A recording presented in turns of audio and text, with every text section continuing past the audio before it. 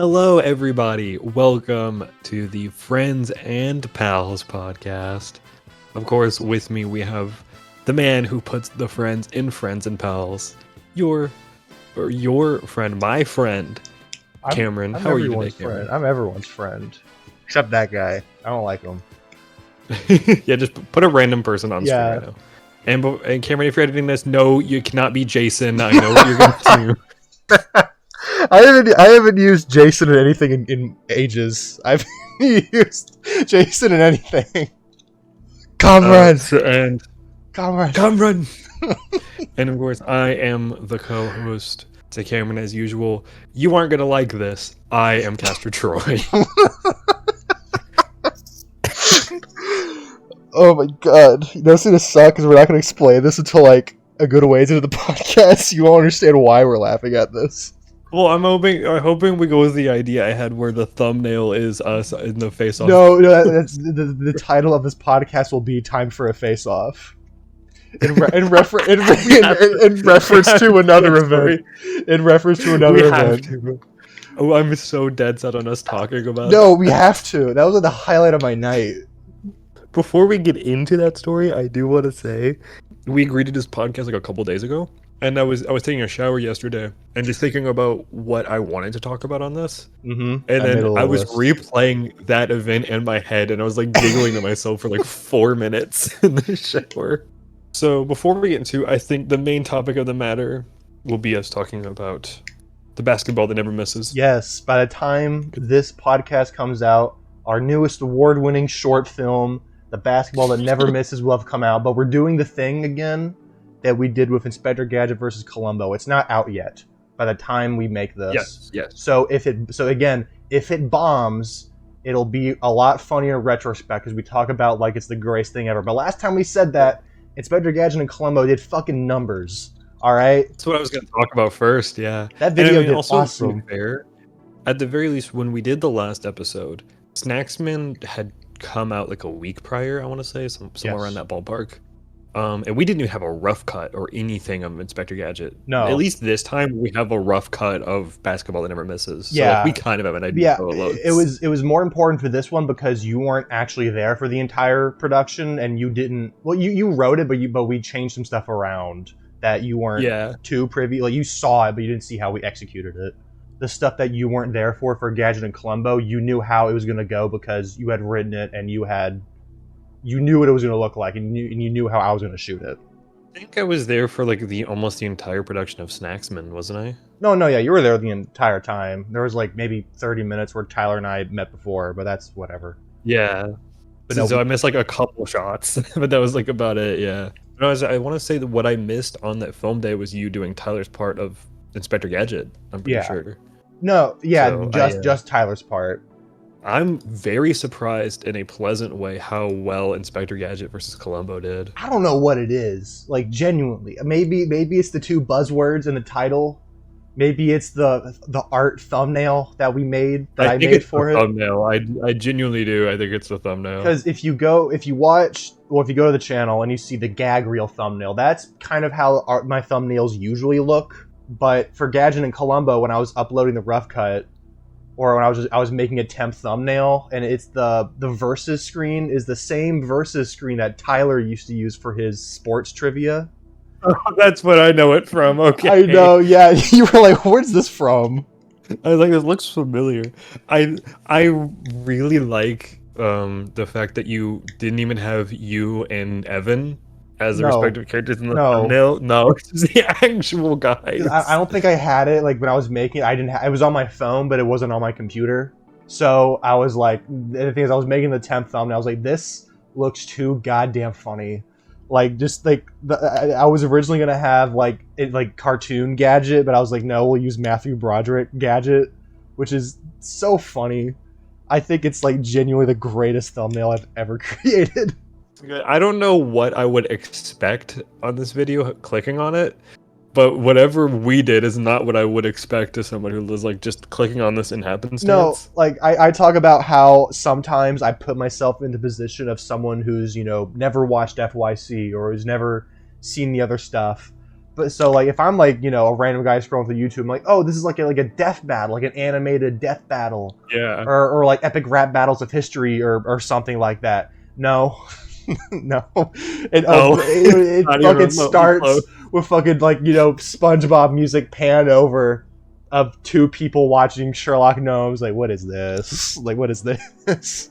It's the greatest bait I'm and switch of all really time. happy with how it turned out. I want to, in like 2 years maybe, when we have more of these, for us to make like a ranking video of our favorite sketches we've done. Oh yeah, I think when we did the last podcast, I said Gadget and Columbo was my favorite. That might still be the case because of just how whimsical and relatively easy it was to make. I don't know. I don't have that many complaints with the video now that it's fully out. The only problem I have is some of the audio is fucked up. What can you do? Yeah, that was something we couldn't really do. That's gonna be a about running it, theme. especially- That's gonna be a running theme of basketball that never misses. To be fair though, I thought the audio was bad, and then I'm allowed to talk about the video you and Tyler did, right? I don't know if you're releasing that. Yeah, let's talk about it. Go After ahead. watching that, because you sent that to us yesterday. We're talking about the I Twilight don't- Zone reaction video for those who don't Yeah, know. yeah. Hopefully that After seeing actual that, I video don't will be think out before this. Go ahead.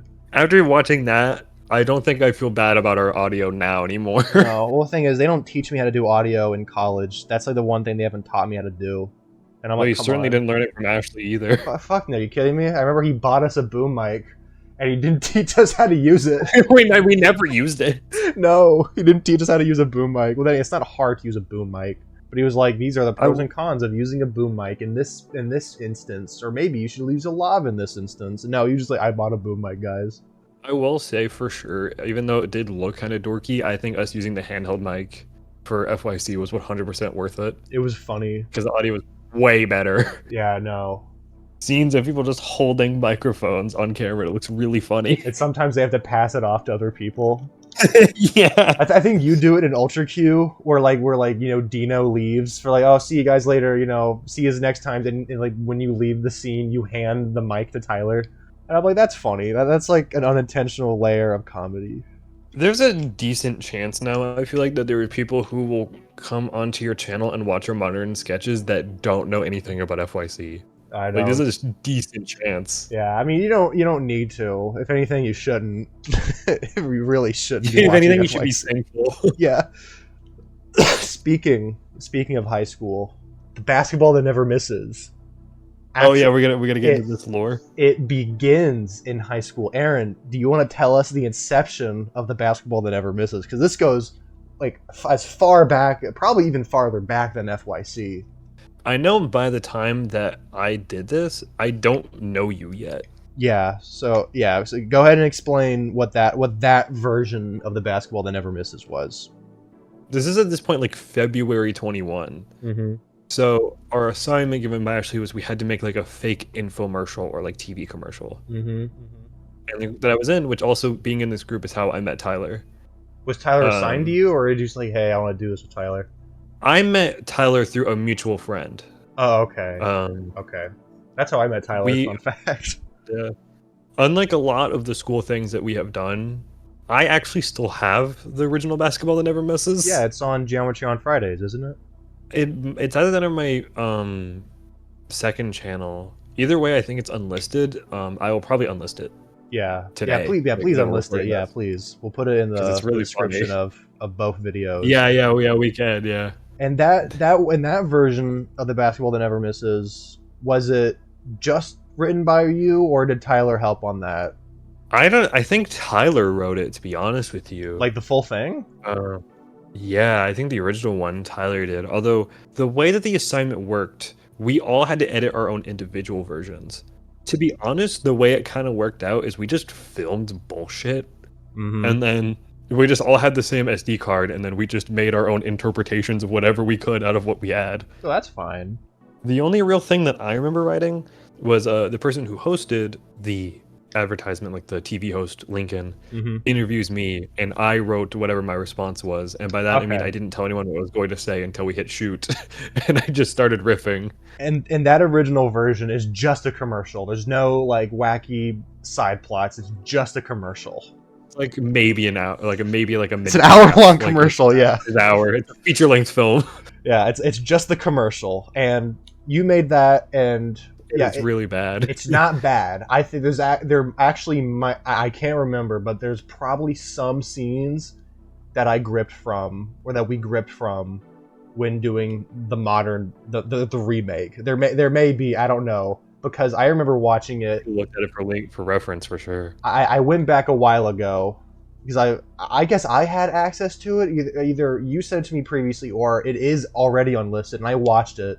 I was like, wow, The Basketball That Never Misses is a funny title and it's a funny concept. Hey, Aaron, would you be down to do a remake of The Basketball That Never Misses one day? And you're like, yeah, sure.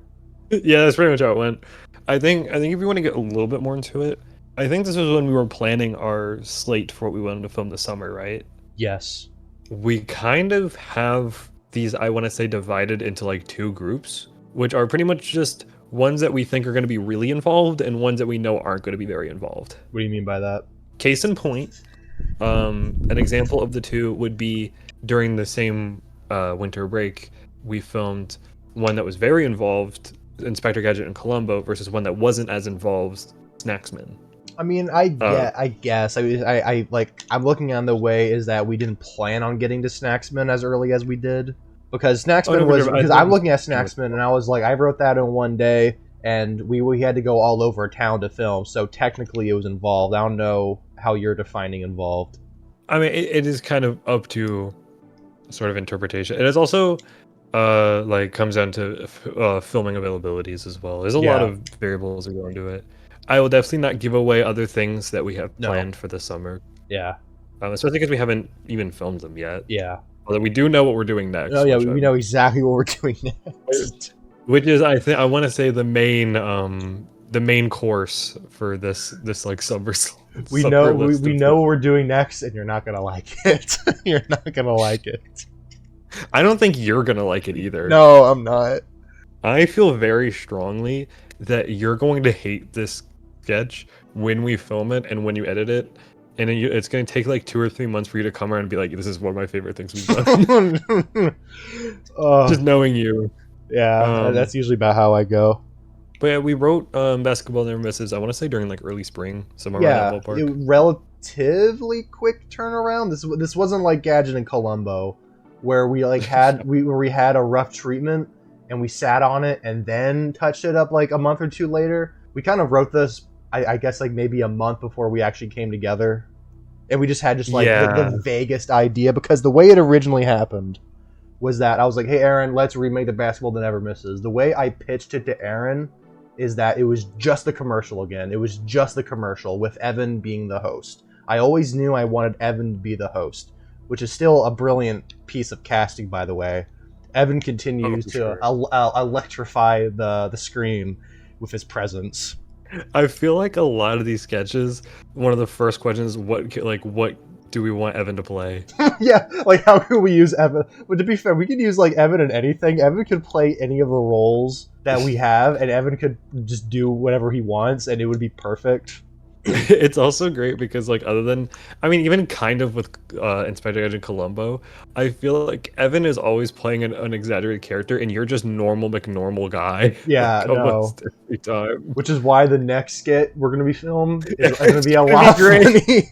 But when I pitched The Basketball That Never Misses to Aaron, I was like, it should just be the commercial. It'll be the infomercial, and then there'll be two halves: the commercial, and then it'll go super cinematic.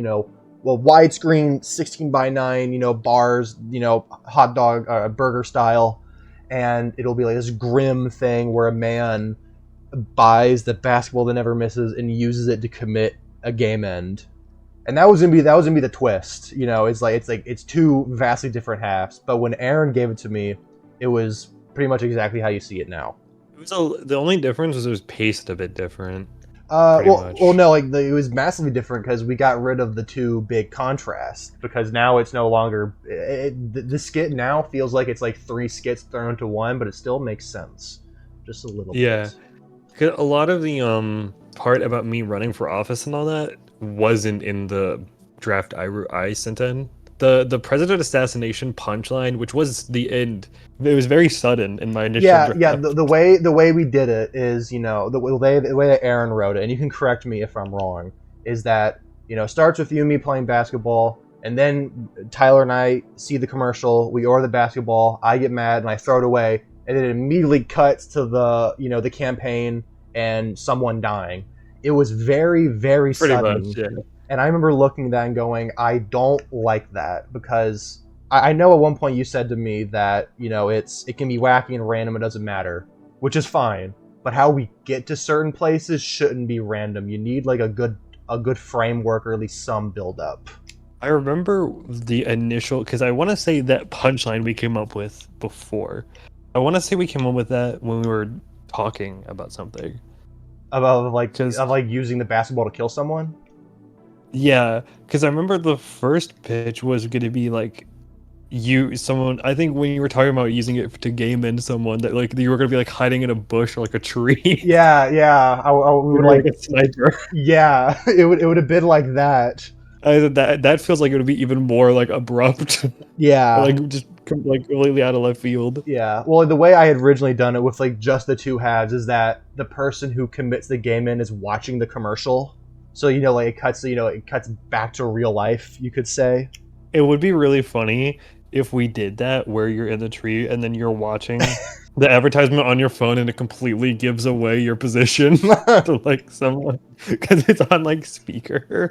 But when we were rewriting it, because I was like, all right, we can keep this angle in, but we need to find a way to make it connect, because it was a good idea, but if we just cut to an entirely different thing, then it just becomes a clip show of a series of unrelated things, which is, have you seen the like Scary Movie and Date Movie and Epic Movie, Aaron? I have not. I know what you're talking about. Yeah, how it's just like, oh hey, look, now it's The Matrix. Oh hey, it's Kung Fu Panda. Hey, it's Pirates of the Caribbean. Just unrelated gags over and over again.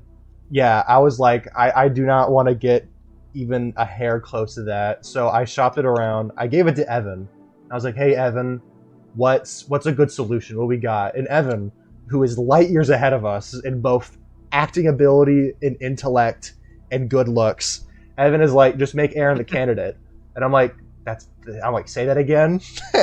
And Evan's like, make Aaron the candidate. And I'm like, okay, that's a perfect solution. And I told Tyler, I was like, yeah, that sounds like a good idea. So we did it. Problem solved. Do we want to talk about say that again? Say that again. Okay, I'll get to that, but to set up that a little bit, the way we wrote this is a little bit removed from how we did Gadget and Columbo, because when we did Gadget and Columbo, we were both writing at the same time, pretty much like to each other. For this, you wrote up a draft, and then and maybe I inserted a few things. My name's Bruce Basketball, and my friends call me Marty, but my legal name is Scott. That I pitched to you directly, and you thought that was funny. But all of the the setups with you as like the political person, that was written without you like looking over and seeing it. You looked at it like after I wrote it, but you weren't there with me. Because I think what it is, I wrote an entire draft at work, and I said the night of or the night after, you and I sat down and read, like we cold read it together, and then we bounced a couple ideas and added them, and then you kind of finished the rest of it. Yeah, I wrote all the political stuff set up, and I wrote the entire commercial, but everything that you wrote, Aaron, is still in there. Everything is still in there. It's just more stuff is added. I don't think I removed anything. Did you or I add the Tyler saying random Dick Vitale quotes? Okay, Jesus. Okay, so in the original draft that Aaron sent me, it was pretty much finished, I would say. Did we get up to the climax with like the end political bit? I don't think we did, or I don't think you did. No, I wrote. I know I wrote when you get to this speech. I like my questionnaire. I did write. You had like brief notes of a montage, I think, of like stuff to include in the montage. I think you did. I'll have to go back and look, but I remember at least you doing at some point. Tyler will say Dick Vitale quotes during like the montage that Cameron has with the basketball. I know for a fact that you wrote it. I don't know in what form you did, but you wrote that. And it was not. And for those who don't know, Dick Vitale is he retired now? Is he enjoying retirement now? I believe so. Yeah. Yeah. Former sports basketball commentator, former coach. You may know him from Scott the Wise. It's awesome, baby. The season 2 finale, or was it the season 1 finale? Season 1, I want to Yeah, say. yeah, because it was his 100th episode. Yeah, his season 1 finale, Scott the Wise, and it was literally just Tyler says Dick Vitale quotes, and I'm like, oh, that's funny. Let's do that. But as the writing went on, we added more because then when we got to the rules rulebook scene, of course I printed out a piece of paper that says the rules rulebook, and on the bottom I just added by Dick Vitale just to spice it up a little bit, and I'm like, that's funny. And then when we go out to film, no, and then when I rewrite the opening, say I rewrote a bit of the opening, I was like, oh, let's have Aaron say Dipsy do Dunkaroo. Let's have Aaron say that. But then when we went to film it, instead of me going, I was meant to say like, my defense is an impenetrable wall. Nobody can touch me. And Aaron is like, hey Cameron, can you say it's awesome, baby? And I'm like, yeah, sure, why not? Yeah, it became because you were just gonna end the sentence that I my defense is unstoppable. I'm like Kobe Jordan's. Yeah, but then you were And like, can then you add it's awesome, baby? yeah, he said I'm awesome, baby. So like, It was also the writing got yeah. more vital as it went on. I wasn't expecting it to, like the Dick Vitale, the first mention when Tyler does it was supposed to be kind of offhand, and then Dick Vitale shows up like 5 other times. Yeah, Dick Vitale was only like in the original draft only mentioned once. Do you want to I was talk gonna say about the Tyler rules reading? rulebook. Oh, go ahead. Oh yeah, go ahead. The Rules rules rulebook. rulebook was one of the things that got changed. I remember the line got changed because in the actual version, it's the binder and it's like the rules rulebook written by Dick Vitale, and then you get handed it and you open it and it's what Inspector Gadget. Inspector in Gadget there. 2 on DVD. Yeah, and you're like, what does sports come to these days? Yeah. What the prop originally was going to be was Tyler, because like the dialogue is like completely the same. Yeah. Where Tyler hands out, and instead it's a copy of The Great Gatsby, Mm-hmm. and then you're just like, it's a Great Gatsby. Yeah. It pretty much the same setup, but I forget what it was. Either I wasn't a fan of just like, oh hey, it's a thing. Oh look, it's the thing. Either I wasn't a fan of that setup, or I was like, Inspector Gadget 2 already has some notoriety. We should reuse this. Because also, it's just fucking stupid. The fact that we just keep reusing Inspector Gadget 2. We're gonna get away with including Inspector Gadget next time. I really don't know. Trust me. I know how. I have. I'm not gonna like written. it. I'm not. You're not. No, you're not gonna like it. Speaking of, this is a bit of a derailing, but speaking of projects we've been working on, there's a very important video that will be coming out at some point in the future. I don't know when, that Cameron and I have been working on very hard. Do I know this? I don't think I know this. Yeah, you do. I don't remember how this started. I think Cameron just kind of decided to start doing this, and then I followed suit because it was really funny. But Cameron and I have been working on a collaborative YouTube poop over X-Men. I forgot about that. Ruined this video for both of us. No, like I forget what, like one day I was like in the living room with my parents and I was, just thinking about, because this was like, I think maybe the day, it was like a week or whatever after Snacksman came out, and I was like, I should make a YouTube poop. I've never done that before. So I like pooped like the first like maybe 15 seconds of the video, and I was like, yeah, that's funny, and I sent it to Erin. And then Erin, like in the next 2 days, like, here, look what I got. And she had pooped her own version of Snacksman. Yeah, we're just comparing poop notes together. And I don't know if it'll be out, but if it'll be out by then, because we've been like very off and on working on it. Whenever we get the motivation and have like an idea, then we'll work on it. Here's some of it right now. I got cock. I got action. Man! One of the heroes of them all. And I even have a house. Yeah, man. I'm not gonna complain. I'm down with whatever. It's your rules. It's your house. You.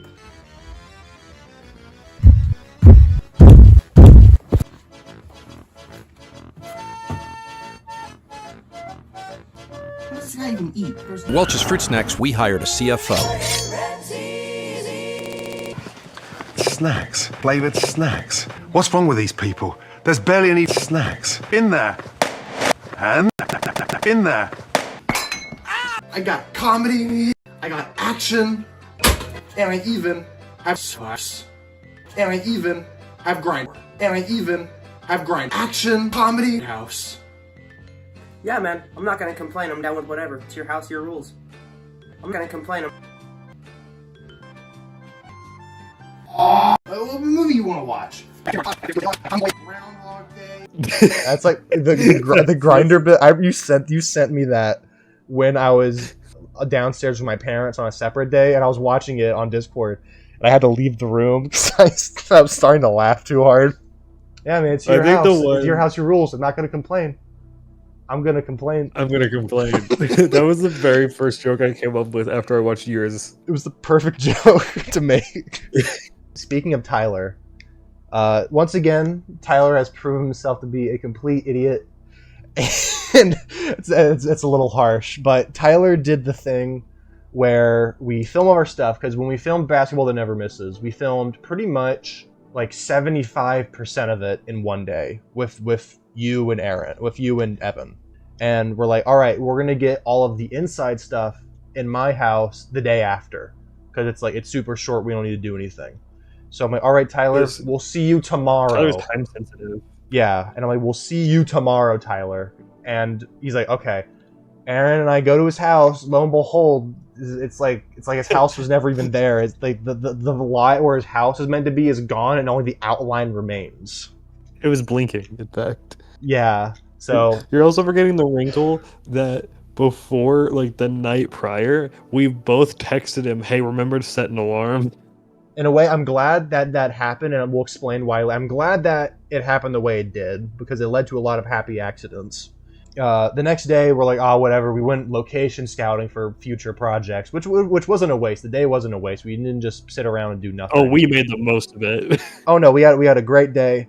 And then a couple of weeks later, I bring Tyler over to do our stuff, like all the stuff in the house, with me, like, crawling on the side of the road and all the couch shots. I did fuck up. It was entirely on me, where you'll notice in the part where it's in the very beginning of the commercial, where like, if you're watching this, then you suck at basketball. And it cuts back to Tyler and I, and Tyler goes, he's talking about you. And the joke following that, completely different day. The lighting is terrible because it was raining outside and it was dark. And I tried to light. I thought you just recorded it at night. No, it was horribly raining, and I'm glad that Tyler slept in that day, because fun fact, when I picked him up for that day, for like, hey, he's talking about you, that was a separate day. I texted Tyler, and I'm like, Tyler, wake up, you aren't waking up. And he goes, I feel like shit, I feel like I'm gonna die. And I'm like that old chestnut. He's like, don't worry, I'll be ready in 15 minutes. That is Tyler's excuse every time. I know. And he was dying. He actually was. I think he had like bronchitis or something. Like you'll see in the gag reel, he was hacking up a storm. He was coughing horribly. When I saw him for the consecutive film days, he was also dying. He's since been to the doctor. He's fine now. They got a shot in his ass now. Did he use tranquilizers? Yeah. Because of those delays, that allowed me to think a little more, and it gave me the great idea to be like, hey, let's film an opening title sequence. How do you feel about the opening title sequence of the Basketball That Never Misses?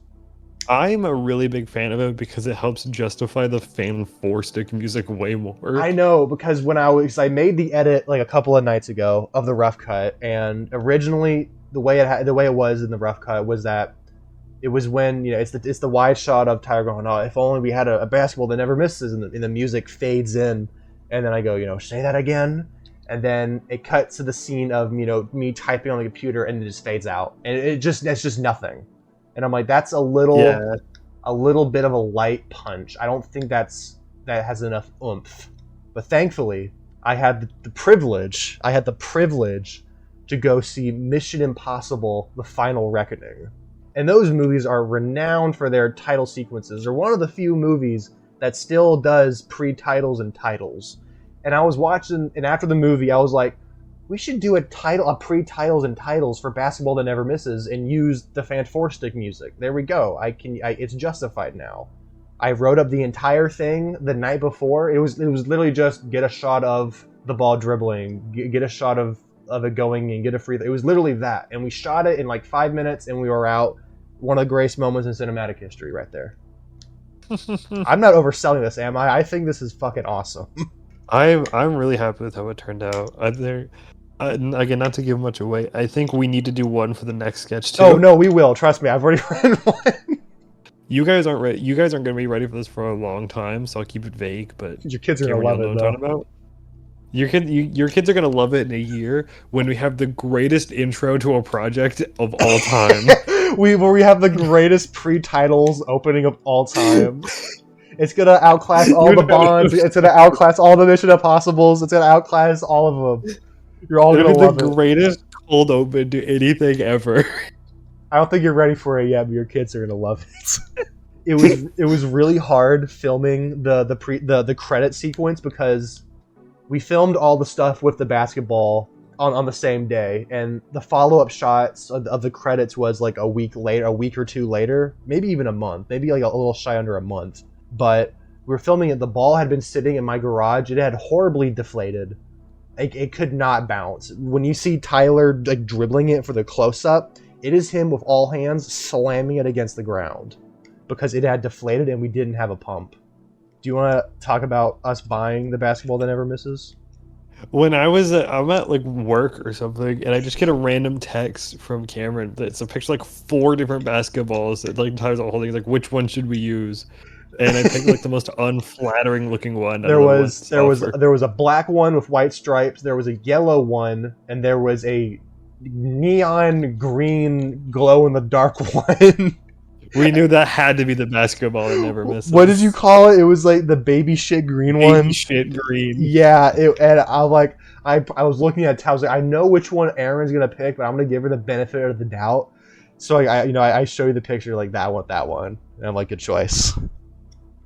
No, it has to. It's so ridiculous looking. It has to be. It has to. And the thing is, it sucks because you can see in the background of like the very first scene of the fucking video. It's just there's a lot of. We haven't gotten better at that at all. You can like see the script and like multiple shots. You can see the script in the background several times. We didn't.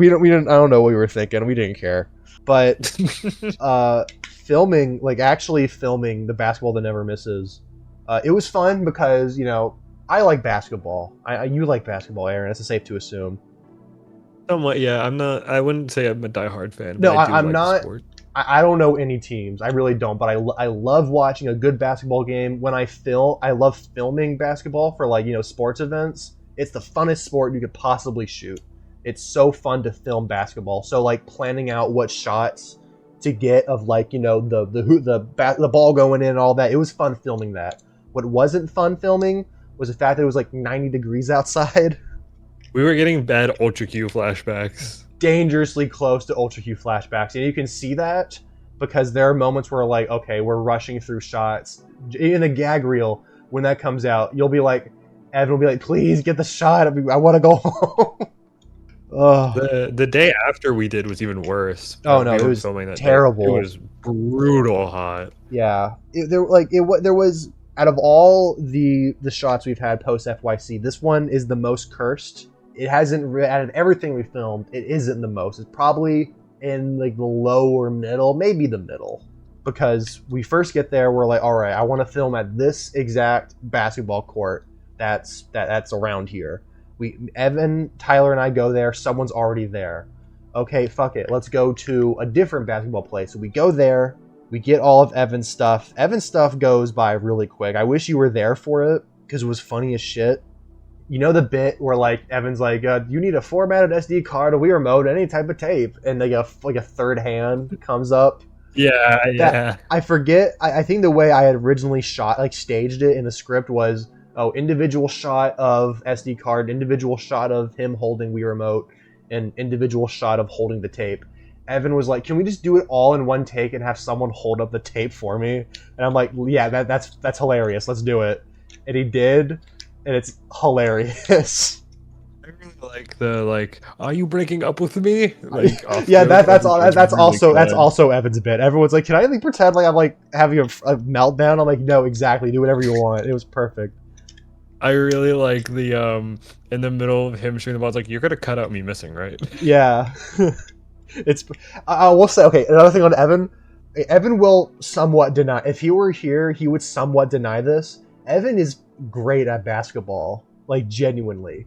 kind of is almost bad in the context because we kind of needed him to suck. Yeah, but he was like actually like quite good. I know, because in there's like multiple. I think out of all of us, he's the one who is like doing the most basketball action. Because there's the shot where it's like, oh, let's pretend I'm the god, not the god of basketball, and this is how I would perform without a basketball that never misses.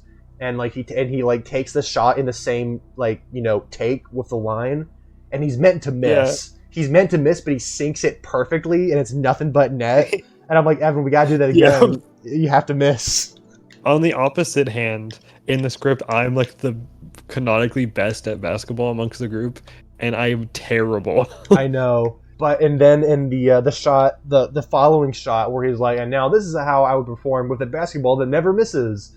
And obviously, in the context of the commercial, he's meant to make it, but the way I wrote it is that it's an obvious miss, and it's a bad edit and it's like an insert shot to hide the miss. Yeah. So I'm like, all right, Evan, I need you to miss again on this, and I think he sinks it again. And then there was a couple of close-ups I needed of different basketballs going in. I'm like, all right, Evan, go in, and he's like 3, 2, 1, and he like sinks it in. Evan is great at basketball. He's so good. That's not what I expected into this shoot was Evan being like a basketball savant. Well, no, because I remember in high school, he'll deny this. He'll deny this story too. When it was in our senior year around like finals, where we were all in that mini gym. I don't know if you were there. We were in like the tiny ass gym. And we were all just hanging out, and a couple of kids were like, hey, let's play basketball. And Evan was amongst one of them, and he was fucking running circles around them. He was like, he had his head in the game, he was making shots. He might have like been an NBA All-Star like in a past life. Maybe. We just don't know. And Evan is like, I think Evan did used to play basketball, but it was when he was younger. And I'm to lock back in, apparently. I know, fucking, he's got a different career waiting for him. I felt we all got horribly sunburned too that day, but pretty much everyone. I got sunburned on my face. I got sunburned. I don't know why. I got sunburned on my giant ass forehead. I think you can tell in certain shots. By the end, you really can. That is kind of. I'm partially thankful Tyler didn't show up to film that in because we would have been like crisp red. Yeah. on the inside shots. Yeah, like, it was high. It wasn't. I remember like this was a horrible decision on our part when we finished Evan's stuff, and I was like, oh, Erin should be here any minute. Let's just hang out and wait for her. And instead of like going in the shade and drinking the Gatorade that I bought and stuff, like let's play basketball. So we started playing basketball. That's not the way to cool down. If anything, it made our day worse. By the time I got there, you three are all sweaty and exhausted. I'm like, are you okay? We got it done though. I want to say we filmed all this stuff on that one basketball court first that you guys see at the beginning of the video. Yeah. So it's like it's the montage of you and Tyler. We filmed you and I's opening stuff, and you had already filmed Evan's stuff. And I think after that we went to go get lunch, right? Yeah, we went to go take a break. We're like, it's fucking hot. We're all hungry and thirsty. Let's take a break. So we went and got Wendy's. We came back to my house, had some cold drinks. And we're like, all right. We made Evan watch Dick Vitale's Awesome Baby College Hoops. No, that was later. We were like, all right, we're all nourished up. Let's go to a different place so we can film the final bit. And that was a little bit rushed, just a little bit. It's fine. I'm glad that it happened that way because that meant we had a chance to film in a different location. I would love to at some point. I assume Snacksman so far is the winner, but how many different locations per sketch we've done? Yeah, Snacksman is the most globe-trotting one we have so far. But there weren't really that many hardships, to be honest, with filming basketball that never misses. Not really. No, this one was other than the usual Tyler problem. Yeah. Honestly, this one went relatively clean. There were some technical problems, we have the lapel mics, but for some reason they kept turning off and on. I don't know what it was, and you can tell in some shots that the color grading is drastically different. That's because my phone refused to charge because it was 1,000,000 degrees outside, so I had to use Tyler's phone for some of it. So we got it done at the end of the day. We got it done. It was great. We all had fun. One of my favorite parts of filming it was, I think it was in the lead up. It was when Evan and Tyler and I were, driving around. We were like, oh yeah, the basketball that never misses. And we were explaining to him. and we were like, we should make spin-offs, like, you know, the baseball, the baseball that always throws to home, the bowling ball that always hits strikes.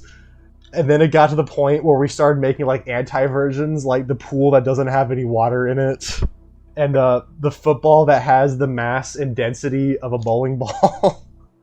None of these could be sketches. No, we were just making shit up because of like the pickleball that's an actual pickle but still in the shape of a ball.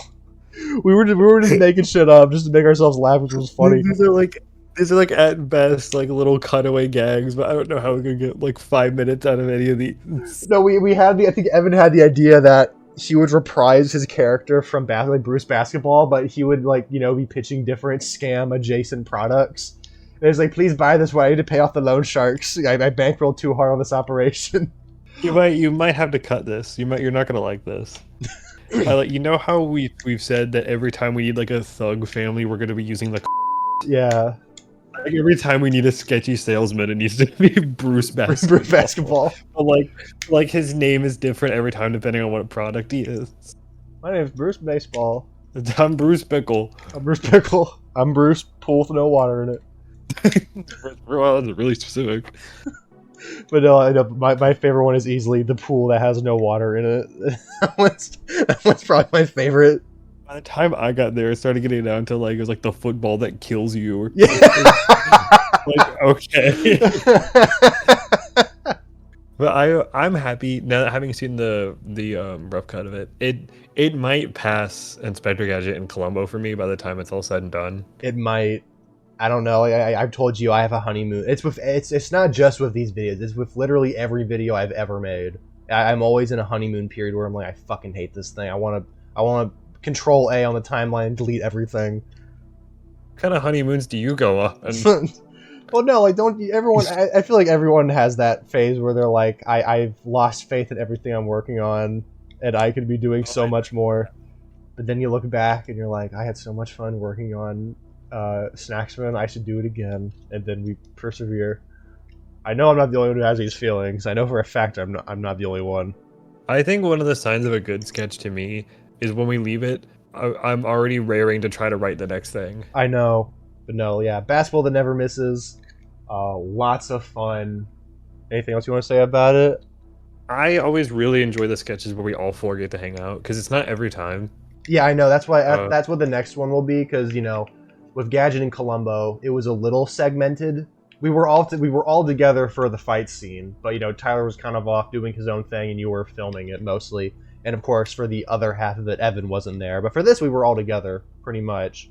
I think we can get into... Okay, here's a question before we get into the post part of that film day. All right, go ahead. The last time we did a podcast, I know we talked about the Jean-Claude movie. Yes, Hard Target. Have we talked about Under Siege yet? Yes. On this podcast? Yes, we have. We've talked about it twice, actually. I didn't remember the order of what movies you've made me watch. Well, when you first came over, the very first time you came over, we watched Street Fighter, and the next time you came over, we watched Under Siege, Hard Target, and then this next feature. Well, also It's Awesome Baby. I'm gonna count It's Awesome Baby. That's technically a short movie, which I loved watching It's Awesome Baby with Evan because he would watch it, chuckle every now and then. At the very end, he'd go like, "It was all right." But for this, we're dying. But today, not today, but this most recent time, we watched like the amazing historical 5-hour epic that is Face Off. Aaron, can you tell me, to the best of your recollection, what happens in the story of Face Off, beat for beat, to the best of your ability? Yeah, so John Travolta gets into a fight. Well, John Travolta's child gets murdered by Nicolas Cage. Who's Nick Cage dressed up as in this scene? Is he dressed up as like Freddie Mercury with his Freddie Mercury mustache? That's very what it was, yeah. He has a really stupid looking mustache. Then John Travolta finds Nicolas Cage and his brother, and then he thinks he's killed Nicolas Cage, but he hasn't. And all of his friends get arrested. but there's a secret bomb hidden in the Los Angeles Convention Center. They know there's a bomb, but they don't know where, and it's very, very slowly and generously ticking down. Yeah, it's like a month before it blows up. It's like a month and a half. It's like 14 weeks or something. I remember we did the math on it. It was like a really long time. It was Yeah. like, the janitor will probably find this on accident. in order, instead of just asking him like a normal person, John Travolta goes on this secret mission where he gets a face off. And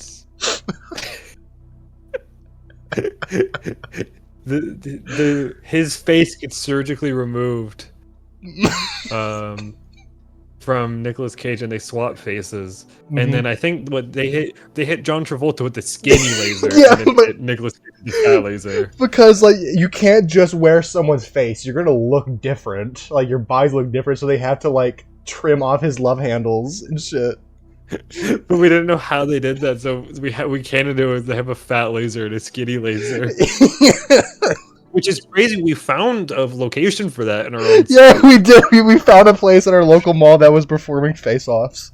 John Travolta as Nicolas Cage goes to prison to talk to his brother. What kind of prison is it? And What does kind a of prison really is it? bad job of lying. Well, no, what kind of prison is it, Aaron? What kind of prison is it?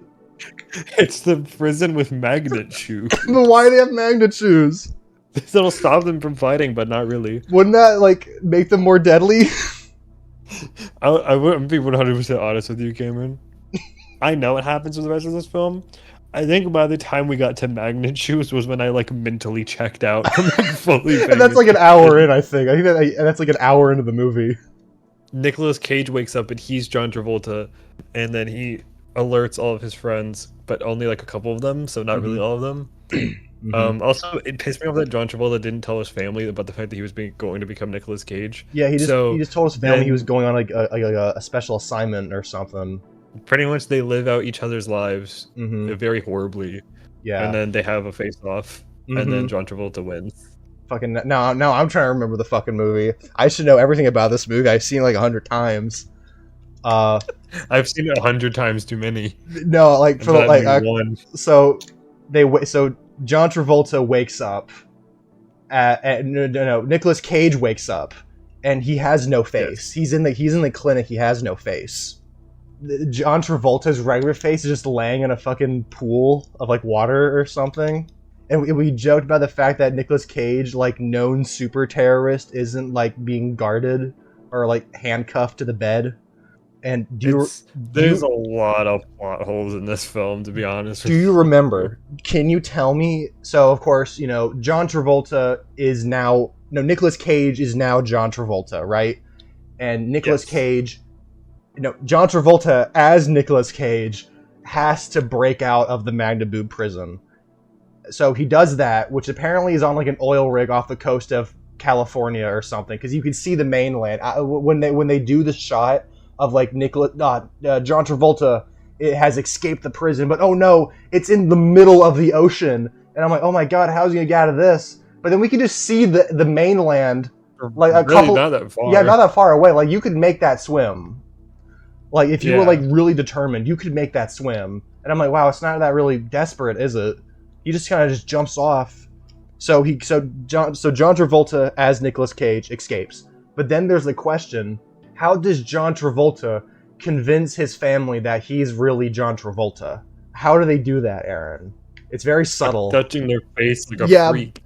By like putting like a curse on them, like rubbing his hands down their faces. And like when Nicolas Cage like ties people's shoes sentimentally for some reason. Both characters have their own sentimental gestures for their family members. They're really weird. I'm like, no one acts like this. Which is why we watched that the night before we were supposed to pick up Tyler to film on the second day, and I was trying to convince you you go high, I'll go low. When we greet him, you touch his face and I'll tie his shoes. And like, so they've convinced, and like, there's this whole thing with like Nick Cage, John Travolta as Nick Cage has to team up with the love interest of Nick Cage, but the love interest doesn't know that she is hanging out with John Travolta as Nick Cage, and she hates actual John Travolta. Yeah, she hates actual. She thinks she's killing John Travolta. Like in the thing, she hasn't, not once does she learn about the face-off. She never learns about the face-offs. She dies before. Spoilers for this like 30-year-old movie. Yeah. So, and they have a whole thing. They have a really bad shootout in a church where John Travolta does the stigmata thing, the cross thing. I forgot about that. How could you forget? They go to the thing in the church, and John Travolta comes and he's like reciting Latin, and then he puts his arms up and tilts his head, and then it quick cuts to a cross depicting the scene. But just in case you didn't know what we're referencing, previously before that, we're jumping ahead a little bit. We're gonna jump back because John Travolta Nick Cage as John Travolta. He's like, okay, I'm a good guy now, so I have to play the long con. So he gets his brother out of the Magna Boob prison, and he gets him like a big old feast or whatever. And he's like, listen, brother, we're gonna go straight. Pretend to tell me where the 2-month timer bomb is. And he's like, okay, it's in the LA Convention Center. So he goes to the LA Convention Center and disarms it, and over time he becomes like a super FBI agent. Like he's leading his own raids. He's cracking down on crime, and it's not going unnoticed. Like, well, actually, no, it does go unnoticed, because if anyone knew John Travolta's character, they would know, hey, he's acting a little funny.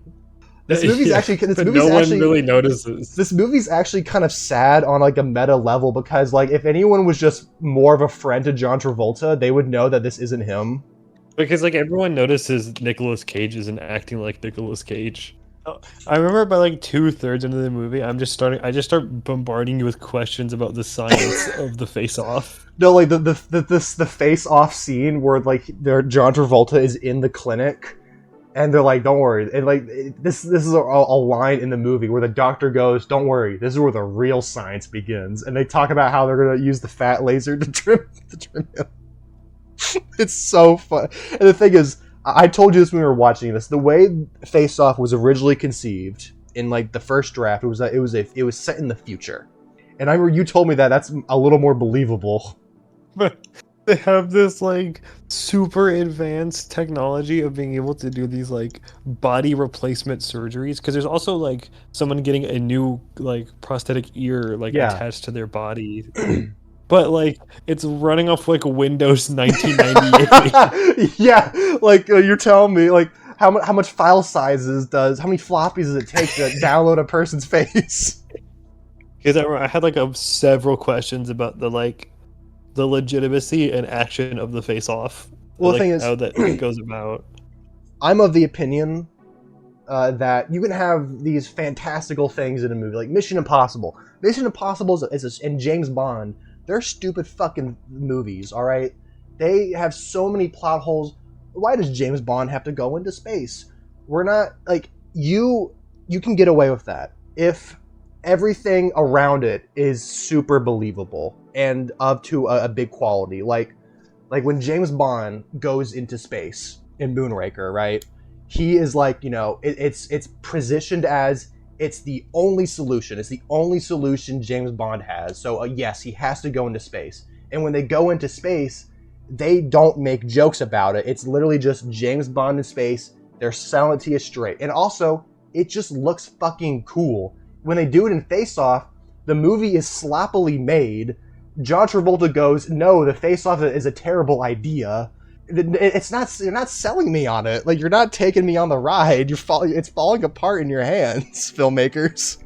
A lot of my problems with the movie, and this is not just a mutually exclusive to Face Off thing. I hate movies like this, where the plot is hinged off of almost everyone involved being fucking stupid. Oh no, of course. Like, this movie could have been solved if like maybe like 2 other people knew about the face, or maybe if there was. I don't know if this was a thing in 1997 or whenever this movie came out, but timed memos, like timed emails, perhaps. Yeah. Like, hey, if this email reaches you, Nicolas Cage is now me. Just to the FBI office. To the director of the FBI, perhaps. But I think like the CCH Pounder and like the other people who are running the face-off program are like Black Ops or like CIA, I think. But Yeah, yeah, 'cause like, I don't think the face-off is like a public known thing. no, it yet. is not public. It is top secret classified. No one barely. Okay, I say barely anyone knows about it, but when they do the face-off with John Travolta and Nicolas Cage, you can see like teams of surgeons, and people Yeah. are like watching it. So I'm like a lot of like more than 10 people know about this operation, unless Nicolas Cage killed them off screen, and we didn't know. We saw like the 4 named characters die on screen. We didn't see the surgeons die. I'll just assume they're also dead. But I mean, someone had to do the face-off after, so. I mean, There's the reverse face-off. I mean, I guess I'm like, can you imagine, like, you know, you're the surgeon who does the first face-off with John Travolta. You know, we're giving John Travolta the Nicolas Cage face. Okay, I'll see you at work, and I'm taking the week off. I'm going to Canada for the week. I'll see you guys later. They come back to like the face-off institute, and he's like, huh, that's strange. The hospital is burnt down. Also, that guy that I did the face-off on is going around doing stuff. Huh. I wonder what's up with that. Like come on, guys. Well, taking next patient. Yeah. Like, come on. Like, I give you. It's stupid how it just all goes along because people are stupid. People don't know about the face-off, and people aren't friends enough with John Travolta to realize that he's not John Travolta. Including his wife. Including his wife. His wife doesn't question anything. His wife just goes. His daughter goes along with it. The only like good scene in the film that I will legitimately think, like I will say, I thought was really good, was when like the weird creepy guy tries to hit on John Travolta's daughter, and then Nicolas Cage as John Travolta like beats the shit out of him. Oh no, that was great. It's a great and then scene. like gives her the knife and be like, next time a guy creeps up on you, use this, and then she uses it on evil John Travolta. And you know what's great about that? That is actually pretty good writing. Like they do that, and they didn't have to do a fucking flashback to be like, oh, this is where she got the knife. No, it's just it's legitimately a good setup and payoff. That's kind of a thing that John Woo has, because by the way, this is a John Woo film. For those who don't know, well, I've slowly been showing Aaron these John Woo movies. And I've seen. I was talking about this last night. I've seen 3 John Woo films, and I've not liked any of them. John Woo, even in his Hong Kong days, had a problem with callbacks, because there are callbacks in his old movies, but he does the thing where he does a quick flashback to like what happened, and it does take you a little bit out of the movie. It's a little more forgiving in like movies like The Killer and Hard Boiled, because those are good movies and you can excuse it a little bit. I don't need to see a sign of Jesus doing the cross thing when we're in a church and we had just seen it in the background. I could infer, yeah. Yeah, we can infer. The movie is great though.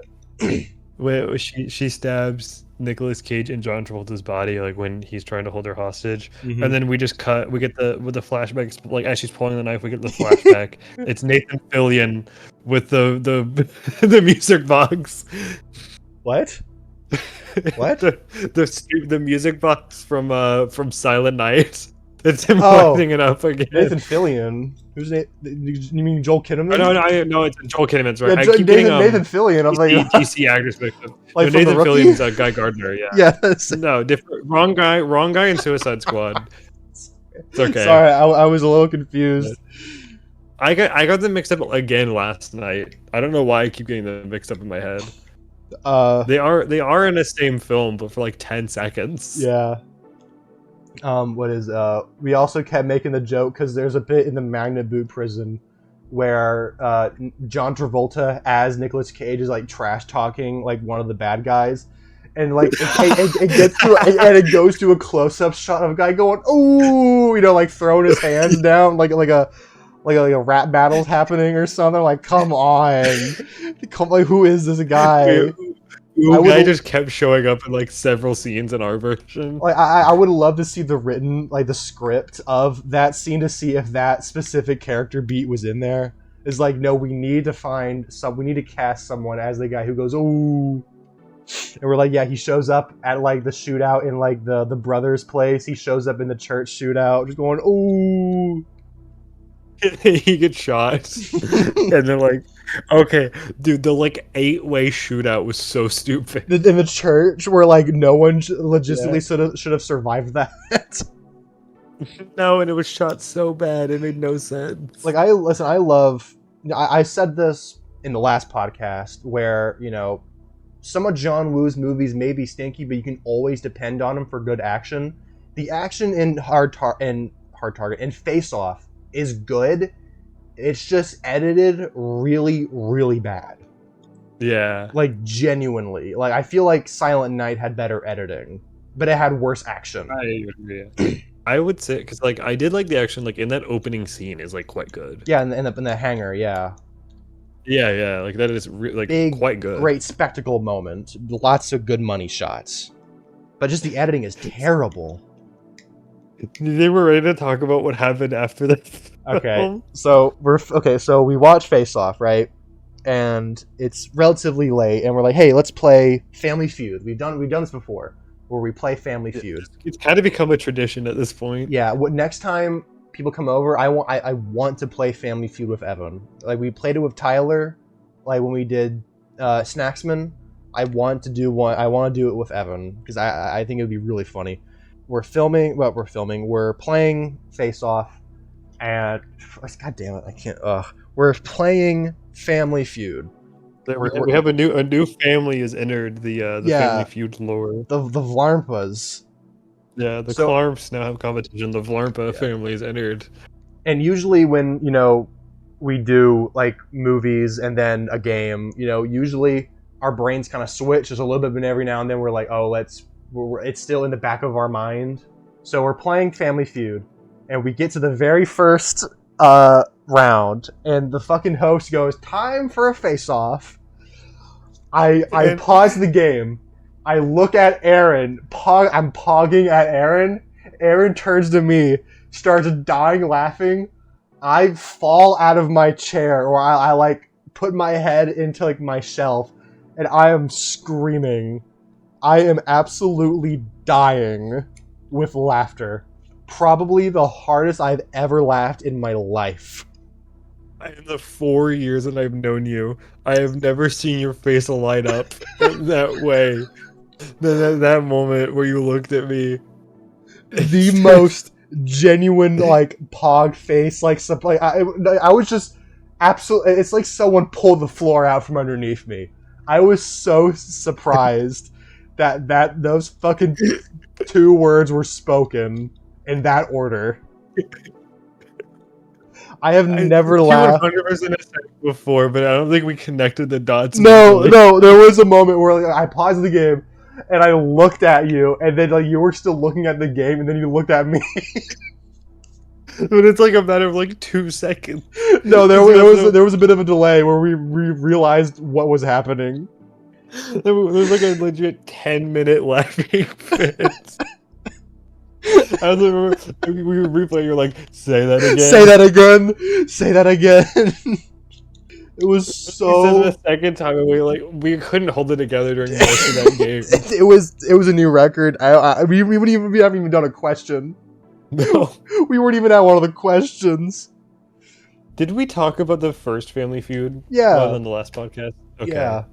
I don't know if we explained much of it or not, but the random line about smuggling magma on the Delaware border comes from the Family Feud. Yeah, that comes from that. Time for a face-off.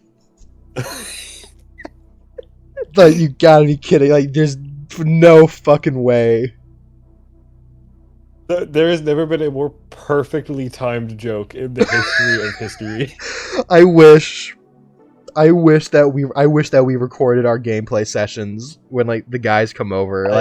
Maybe we have to next time. It was so goddamn funny. And the thing is, on the surface it isn't that funny. But the fact that it happened right after watching a movie called Face Off, where we both hated it, just made it so much better. The feud round was pretty good. I'm trying to remember what other bullshit we said. To be honest with you, that overshadows like literally everything. Yeah. I can't. Maybe every now and then we said fat laser for one of the answers. I don't know. I can't remember. I remember we both We both made letterboxd reviews. For the Yeah, movie. we both talked about each other's fat laser. we both made letterbox reviews at the same time, actually. Yeah. Where hold on, I'm gonna pull up mine, and I'll find And I'll yours. read mine right after. Yeah. Yeah. You're not gonna like it. My review was it was 5 stars, 5 stars and a like. They hit Nick Cage with the fat laser. Yours is 2 stars, a little bit lower than mine.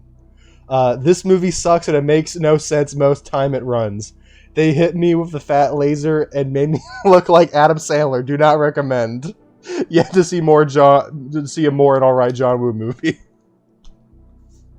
2 very different opinions, but we are united by a common goal. Because I don't think I've said this before. I said this to you, but Face Off used to be my absolute favorite action movie of all time. Is it not anymore? No, now it's Hard Boiled. now it's a much better John Woo movie. I don't know why I liked Face Off a lot. I think I liked Face Off because I liked I liked because the concept for Face Off is so fucking awesome, like genuinely. I don't know. I like the concept. I liked like the emotions at play. I love movies where like an actor has to act where an actor has to play a character, but they also have to play a character playing a different character. Because that's what the heart of the movie is. And that's why I'm glad they got Nick Cage to do it. I cannot see... A lot of people are like, oh, I wish they made the movie, but the acting roles were reversed. And I'm like, I don't think John Travolta can do that. I don't think John Travolta can play an actor playing someone else. I don't think John Travolta can do that. So, like, there's a point where like the deception gets like really weird. Yeah. You'll notice that we haven't been saying the characters' names of Face Off. It's because it's a lot easier to explain it with the actual actors' names than saying, John Travolta is Sean Archer and Nicolas Cage is Castor Troy. I remember we were talking about the movie the day after, and I forgot what Castor Troy's name was, and I called him Troy Cantaloupe. You genuinely called him Troy Cantaloupe. This was the same day that we saw the IRL Face-Off clinic, right? I think it was right after. I think we were walking to my car. What were we doing? After we were at the mall and we saw like a spa place, but they had like a laser like treatment or something. No, it was like a weight rehabilitation thing or something. But they had lasers, didn't they? Yeah, it was like like it was like an almost empty room that just had like infomercial stuff on it about like weight loss programs, but then there's like a curtain in the back that's like looks like it's like to medical rooms. It's like I think they're doing the fat laser. They're doing a face-off in there. Quick, we gotta alert the Black Ops. There's like something going on in there. Okay, so we didn't explain you're not gonna like it. I can't believe you haven't done that yet. There's a part where Nicolas ahead, Cage, still as John Travolta, is talking to like the government official. And he whispers and he's like he meets with him privately in his office. He's like, "You're not gonna like this. I'm Nicolas Cage," and then he shoots him. No. What happens is this is like after Nicolas Cage's John Travolta is like doing like a bunch of like FBI raids, and the FBI director is like, "Oh, you're pushing it too fast. You're these Gestapo tactics will not be tolerated. You're acting like Castor Troy," and he look and like John Travolta. Well, Nick Cage as John Travolta is like not having it, so he looks over at him and like stares at him, and then we get a shot of the FBI director holding his chest like he's having heart problems. So we like the idea that Nicolas Cage stared a heart attack into this man. Because that's what the implication of the shot looks like. Yeah, that's what the implication of the shot looks like. So Nick Cage, as John Travolta, goes up and he's like, had enough of this bullshit. And he's like, "I'm going to tell you a secret, FBI director, and you're not going to like it." And he whispers in his ear, "I am Castor Troy." And then he like judo chops his neck and elbows his chest and kills him. I thought in my brain that he just shoots him. I was giving the movie. No, it was a lot more dramatic. No, he like chops him in the throat and like collapses his lungs. This movie's awful. This movie is so fucking awesome. That became the whole bit for this. Is you're not gonna like this. You're not gonna like this. And the thing is, he does that again later on in the movie. Nicolas Cage as John Travolta. He goes up to his wife. I forget what the context of that scene is, but he says you're not gonna like it, and the whole implication. But he doesn't say I'm Castor Troy. No, like I forget what he says, but the whole setup is like, oh, he's gonna kill her, but he doesn't. I forget what the actual context of the scene is. This is the second John Woo movie we've seen where the motivation is a dead boy dying in the first, 5 minutes. Yeah.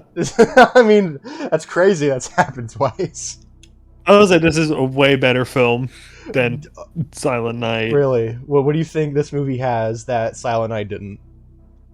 Dialogue. Yeah, dialogue. So it helps a lot. Crazy. I know, it's almost like it's a medium that combines both sound and visuals. I still think they could have made Silent Night work if just Joel Kinnaman is just mute, but everyone else talks. I think you could have made that work. Yeah, just have everyone else talk and have Joel Kinnaman be silent. Fucking, we should be writing your movies, John. Stop teaming up with these hacks. Yeah, we need John Woo to direct the FYC movie, the Douglas Clark spin-off movie. Yeah. Or maybe he'll direct the FYC movie starring Miles Teller. Yeah, but no, this is the third John Woo movie you've seen. Is this your favorite one, or do you put Hard Target above? I would put Hard Target above this, genuinely. Because it's a more structurally sound film that isn't as fucking stupid. Yeah. That film is at least tolerable to me. Although I remember this film way more than Hard Target. Oh yeah, you're never gonna forget Nick Cage doing the crazy face. I think Hard Target was a fine enough film.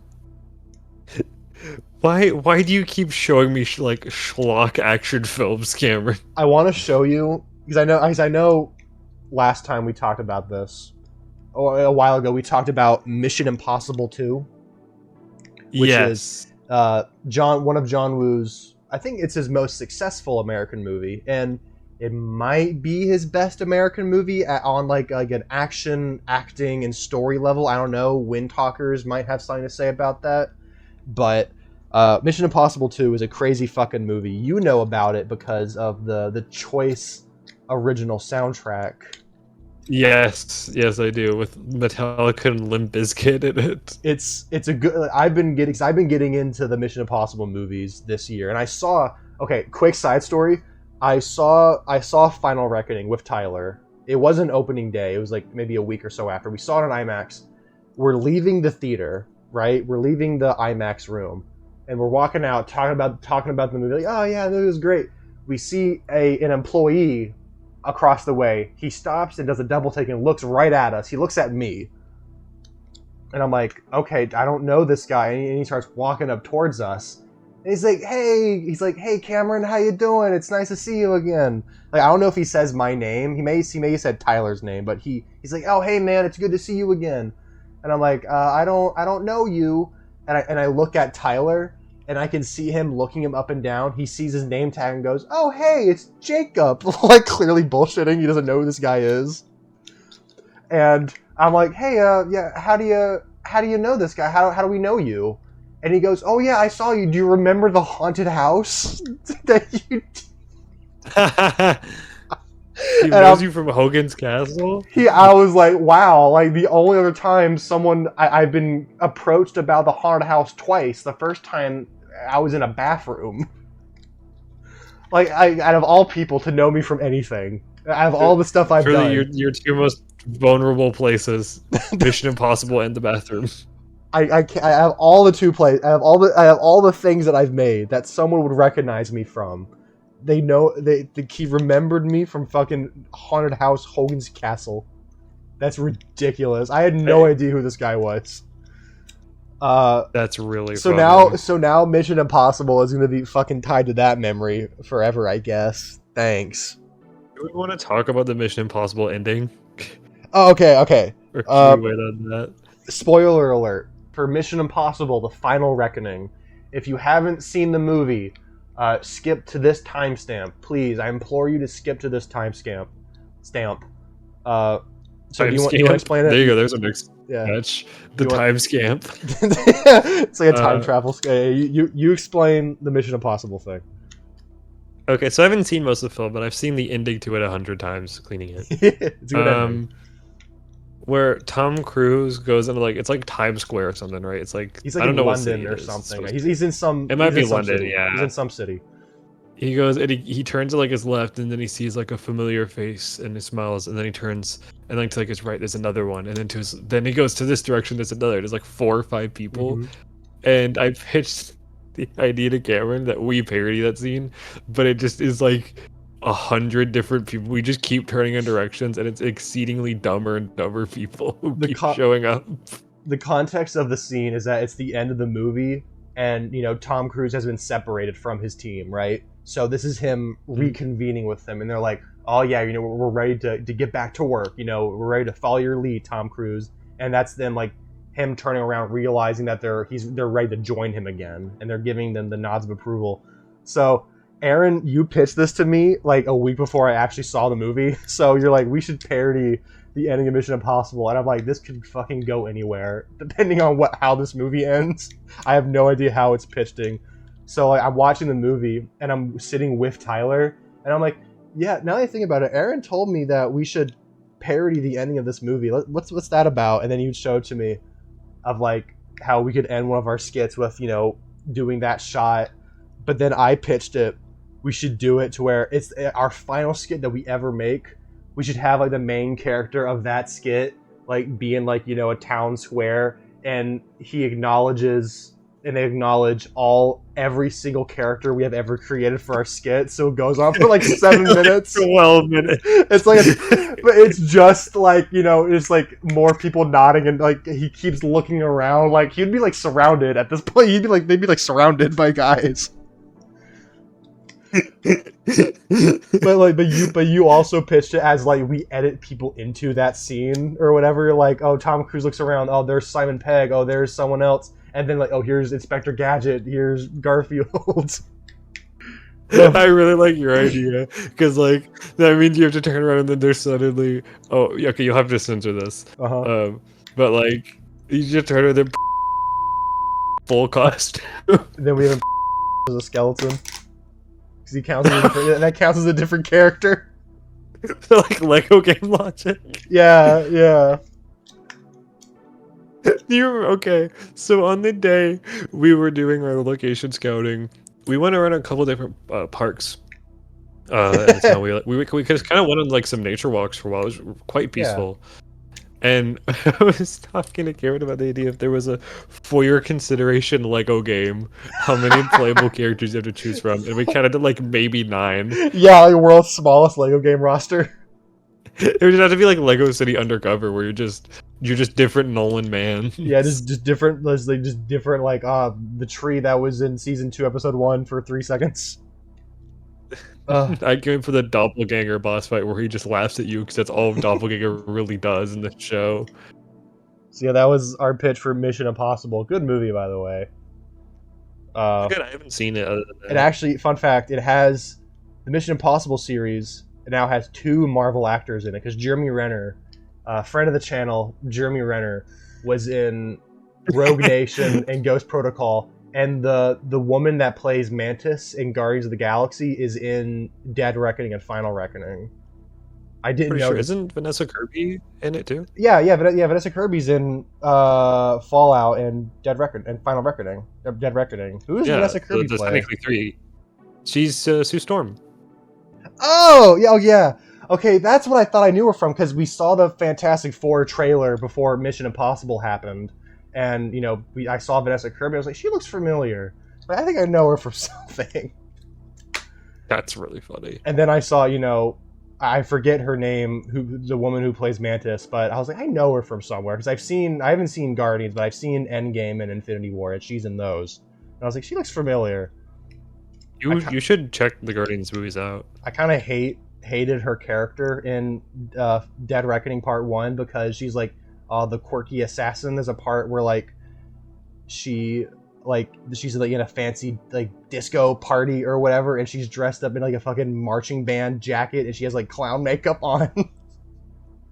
And I'm like, what the fuck is she doing in this movie? Like, what is this, James Bond? Like, what is this? But That sounds like a costume we would make. but then she was in Final Reckoning, and she became like my favorite character. There you go. It's a good movie. IMAX theaters are expensive.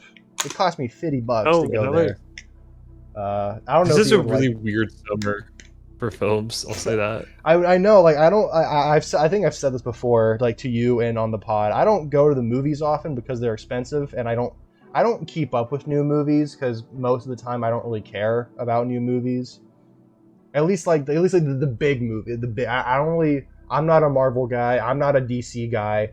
I'm not, whatever romantic bullshit rom-com comedy. I'm not really into the movies that you would see in a theater. But like, I saw the Minecraft movie in theaters. I saw Mission Impossible. I want to go see Superman. I want to go see Fantastic Four. I'll probably go see Wes Anderson. I'm like, damn, this is a pretty stacked year for movies. In a good way. But I want to go see those. I want to go see Materialists as well. It comes out. I have no As idea of what that recording is. this, it comes out in a few days. I have no idea. I what didn't that know is. about it either. I only know about it from the poster that we have in our hallway. I know Ballerina is out. Ballerina's out now. Yeah, that just dropped last weekend. And I would like to think, go or, like, see maybe that. the week before. I remember Tom Cruise was hyping it up. He was like, "Hey, go see Mission Impossible and go see Ballerina." And I was like, "Okay, Tom, I haven't seen Ballerina yet. It looks good." I'll tell you, Ballerina is doing really bad attendance-wise. Really? It looks fun. I'll probably catch it on Karate Kid streaming. did really bad. Oh yeah, Karate Kid doesn't really look very good. I don't know. I feel like it's a little too late for a legacy sequel of Karate Kid. Actually, no, I Watch take that Cobra back. Kai. Yeah, I was about to say Cobra Just Kai. watch that. Yeah, I was about to say Cobra Kai. I've totally forgot. Cobra Kai used to be a YouTube Red original. I watched it when it was still on YouTube Red, actually. Yeah, people were like, "What's YouTube Red?" I don't know what YouTube Red is. I don't know what a YouTube Red is. Oh, do you want to tell people about the recent Red Hulk development? You can you can tell about Red Hulk. We were throwing out our merchandise stock at work recently. For what For people who movie? don't know, I was still working in a movie theater. It was for the Captain America Brave New World merch as part of it. Mm-hmm. And they had little blind bag things. And since they were at this point free game because they were being thrown out, I went ahead and opened all of them until I made sure that I got a Red Hulk that I could personally gift to you. Was it a hard So find? you can always carry. Was it a hard target to find? No, they didn't. There weren't any of the like normal Harrison Ford ones, which I wanted to get for you as well. But I at least got a Red Hulk.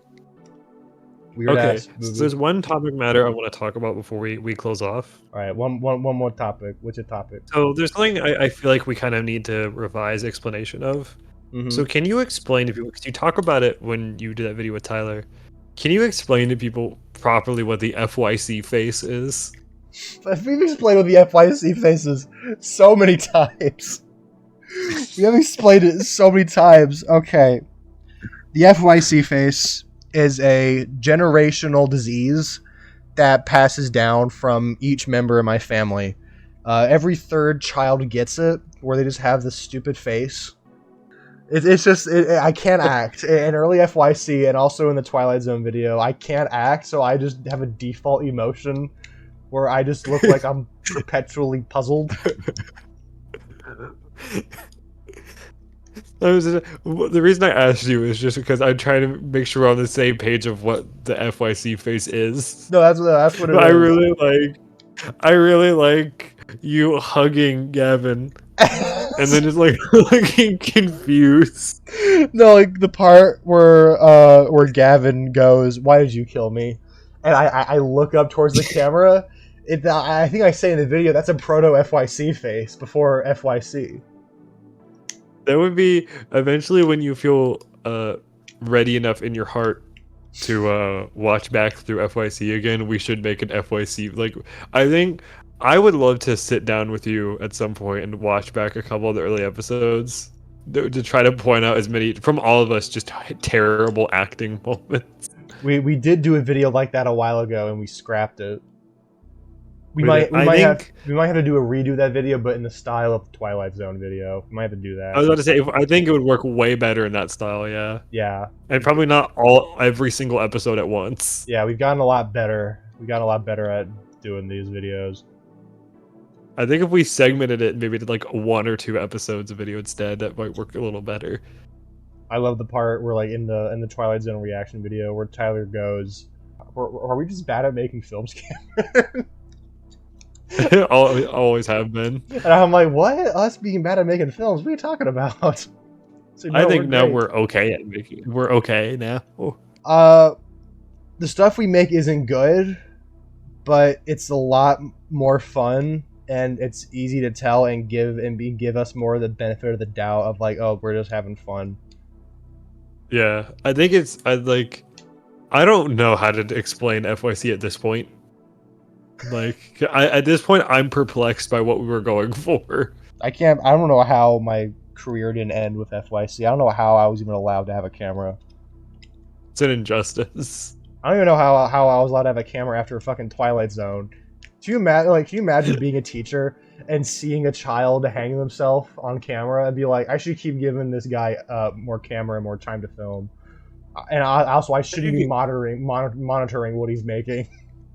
The fact that we got away with as much as we did in high school just based on the fact that Ashley McKinney didn't give a shit about what any of us were doing. No, he didn't give a shit. A lot of terrible results. He definitely probably should have given a shit about what was going on. No, it's not like anyone around us cared. They cared about like the they're worst gonna say things. like not like anyone got hurt, and I'm like, that's not true. Tyler got hurt on our watch several times. This is a little bit of a offshoot, but do you remember the kid who punched me in the face?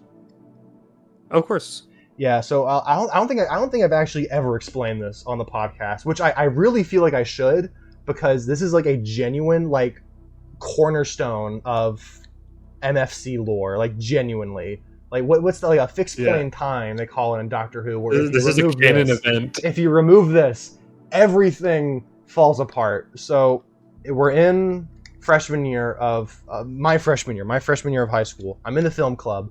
I'm only just one of the lower level guys, just doing whatever he wants, and there's presidents above me. And then we get fast forward to junior year. My buddy at the time, what's his face?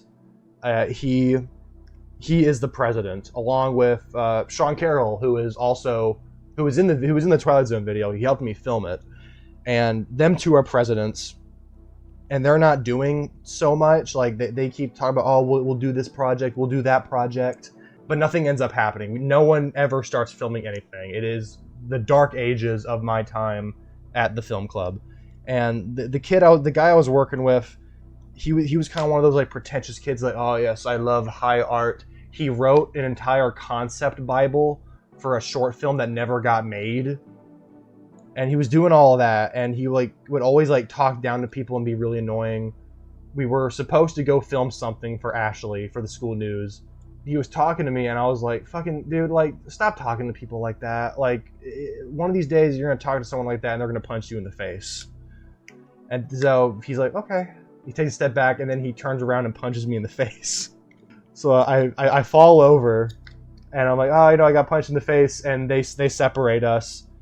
And I learned through, it's either from Ashley or through Sean, that, hey, he's no longer president, he's been kicked off, and he's not allowed to join again. So I'm like, hey, and they're like, and Sean's like, I don't want to be president anymore. Do you want to be film club president? And I'm like, sure. And the very next week, we were filming For Your Consideration. It's crazy how that whole thing led to that, you know? Wasn't the existence of FYC similar to my own YouTube channel? Wasn't the existence of FYC technically accidental?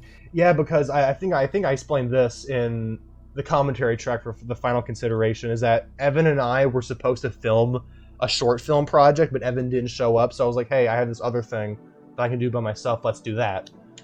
So that's how that happened. If that kid had stayed in Control Film Club, stuff probably would have been made, but it wouldn't have been made as soon. But the reason why I bring this up, because not only is it a canon event, it was an instance of the school system caring too hard about the wrong thing. We make the Twilight Zone thing where I hang myself. No one fucking cares. One kid punches another kid, and they immediately separate them, and we're like, me and him are like, let's just put this past us and go our separate ways. We have solved this problem on our own. The school system is like, no. The school system goes, we need to make a big deal out of this. We need to have something called Reconciliation Day. It was so funny. I remember sitting in TV and film, probably working on FYC. I was either working on FYC, I was working on some other school project, and Ashley goes, hey, they need you in the guidance office. I don't know what it is. I'm like, okay, sure. I go up there, and they bring me into this like closed off room with no windows and only one door, and they sit me in front of a computer, and they're like, Cameron, we need to tell you about Reconciliation Day, where we basically they sat me in front of the computer, and it was a video presentation of what Reconciliation Day is, where they're gonna get me, the kid, and both of our parents in a room together where we hash out our differences. And I'm sitting there going, what is the point of this? Why are we doing this? Did Reconciliation Day happen? It did happen. And the only reason why I went along with it is because it got me out of the first 2 periods, and I got to show up late to school. So I'm like, let's do that. And like, it was so pointless. It was so pointless. Like, not like me and the kid, we didn't care. Like, genuinely, I don't know. I think it's the way when I told, like, you know, I told Justin about this, and the way he perceived it is that this would be in front of the entire school. That's what I thought too. It was gonna be like a pep. I was like, I don't remember Reconciliation Day happening. Like, I think I told you about this. I remember telling people about this, and they were like, that sounds stupid. I'm like, we go a bunch of school, a bunch of fucking snowflakes. Like, come on. Like, we don't need this. I wish me and Ashley had a Reconciliation Day after I yelled at him. Yeah, guys are the ones who needed it the Where most. Ashley's parents have to go. You remember when Ashley had to call Nick's parents? He's like crying to them. There were like 3 different Reconciliation Days happening in that school year. And then like the school staff was like, why is it always you? Why is it always either you or on your watch? But like, the school doesn't intervene when a kid films a fake suicide. No one cares. But the minute, like, it wasn't even a fight. It was literally one punch, and that was it. And the school was like, oh my god, quick, press the nuclear button. We're going critical. We've already expressed how we didn't put the bomb. It'll go off in a month and a half. I mean, I guess that's what they were worried about. Genuinely, like something happening down the line. I don't. Yeah, the way you explained it, I thought like they were preparing for like this is what we don't want to happen again in our school. So all of you get along. We're all gonna hug and make up. Like that's how it was pitched to me. To like, it was only until a while I was like, oh, this is a private thing. But I was like, I was fully prepared to go in front of the school and be like, he hurt my feelings. He hit me really hard and I fell over. You should have. If that happened, you should have gone rogue. I should have done it. I should have petitioned. I was like, if you want this to work, Reconciliation Day staff, we need to go big. We need to make a show out of this. You understand how hard I laugh? Hash out your differences in front of the entire student body. You're just like ripping into him. But I'm like, look, why are we making a big deal about this? Like, genuinely. And I was upset because it took time out of my day, out of TV and film. I was doing stuff.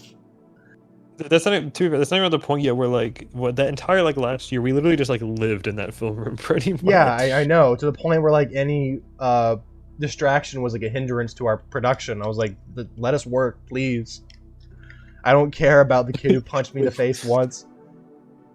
As soon as FYC started, we were at the point where we were pretty much at that school to be on that show. Yeah. It was so funny. I think there was as much work done for us on FYC as there was like actual school work. No, like especially for me, because I had to write and direct it. I was writing and editing FYC in school, like on my computers in school. I would say it's a fair assessment to say that between the whole group of us, you and I are probably the most busy people, like film-wise. Oh, of course, for sure. It was probably, Actually, you know what? I don't regret that situation because then it made me actually show up to high school and give a shit. I was like, I need to finish this paper or else I won't be able to do FYC. I cared too much about what I was doing at school, and I do regret most of it. I cheated my way through high school. I'll be completely honest with you, Aaron. As soon as I found out photo math existed, it was over. I had, some assistant teachers in my classes who just did all the work for me. I don't know if we've talked about the story on the podcast or not, but it doesn't help the fact that my senior year English teacher was drunk. You want to explain that? Really, I don't think we've ever explained that because we talk about Ashley McKinney. We talk about Ashley McKinney like he is like the wackiest crazy teacher. He is not. He is like he's actually one of the more tame ones, really. No, I would totally hang out with Mr. McKinney and like shoot the shit with him. But please explain this teacher, please. So there is this old lady who was my English teacher in my senior year. Actually, I had a fun fact. I had Evan in that same class. Mm-hmm. I think Tyler had her too, and of course, at a different period. Tyler had her too, but we were a different period. Yeah. Yeah. Where I don't know if you ever got to look at her. I can't remember. Like we ever saw her. I do not know what she looks like. She looks like the little weird creature that Jabba the Hutt eats became a person. And that sounds really mean, but if you saw her, you'd see exactly what I mean. The thing that he eats, or like his little pet. I think it's like the little pet. The that's like laughing at the storm and yucking it up. Yeah. Yeah. I know what that looks like. Which that sounds mean on paper, but it's as uncanny as Ashley that looks like the dad from Johnny Test. But what did this teacher do? She'd come in. So first, she would act weird. Like she would forget people's names all the time. I remember one of the things she would refer to food as sneaky snacks. So this like group of 18-year-olds. Incredible. She thinks we're in kindergarten. No, that's how it was the whole year. That whole class has some of my favorite memories in it. But she came in with like a big like foam, it's like styrofoam like to-go cup. Yeah. Every day from like a local gas station, and it's like the big gulp or whatever. It's like a large drink. Yeah. We didn't realize at the end of the year that she was using those cups to like. She had like alcohol. Yeah, like it's literally the stereotypical thing where a teacher has a flask in their desk and they're pouring it into the soda. It's literally that. Yeah. Like it's like life imitated art. It was genuinely hilarious, and like she had like a meltdown one day, didn't she? I don't think so. At least I wasn't there for it. Because you had her, Tyler had her, Evan had her, and a bunch of other. Evan I think I moved to a different period too. A bunch of my other friends had her. Like a lot of people, and one day she just was like, laughing uncontrollably. She was, saying weird things. I don't know if she was like shaking and convulsing, but she was acting really, really weird. And throughout the day, I'm getting text messages from, Evan and Tyler and my friends, and they're like, "Hey, so and so is acting weird today. Have you noticed that?" And I'm like, "What the fuck's happened?" I'm like figuring all this out in real time. And I'm like, what? I think that's when it culminated, right? Yeah, and I was like, what is happening? Because like I've never had her, and I don't even know what she looks like. So I'm like, who is this person who's having a meltdown? And she's like, I don't think she works there anymore. I think she's gone. I know she got fired and then came back the next year and then got fired again for the same thing, for according to what Tyler told me, which is really funny. Go ahead. So some of my favorite memories of that class that honestly don't have very much to do with her. One of them, we were doing like some sort of loosely history based stuff because like for English 4 we were like going through kind of like the history of literature. We were talking about the King of England who had like 6 wives. Mm-hmm. Yeah, Henry V. Henry VIII. Yeah. So it was around it was about Henry VIII, and it was around like that time in English literature. Mm-hmm. And she had a thing on the wall that was like retired sports jerseys about all of the wives, and there was a question on there that's like match each single one of them, like name all 6 of his wives, not. Mm-hmm. And it took me to about halfway through she realized I was just looking at that, and she's like, it didn't dawn on her to like cover that until she saw me looking at it. I'm like, it's this fourth period. No one thought to do this. Maybe she forgot it was there. Oh my god. Did I ever talk? I don't think I've talked about it on this podcast. I think you remember it. Do you remember? What was it the Beowulf project that I made with Evan? I remember seeing it. I remember Evan's whole shtick in it. He like narrates the thing. It's so funny. There's like this Beowulf guy who does the thing. He I fights the still dragon. have that. If we want to watch that, It's so funny. My favorite wrinkle of that video is you know how the first video you export into your timeline judges the aspect ratio in which it's all edited and exported. Yeah. The first thing that I dragged into the timeline was Evan's voiceover. Oh no. Evan filmed it iPhone like vertical style. Oh, thanks, Evan. So like the whole thing is in like TikTok aspect ratio.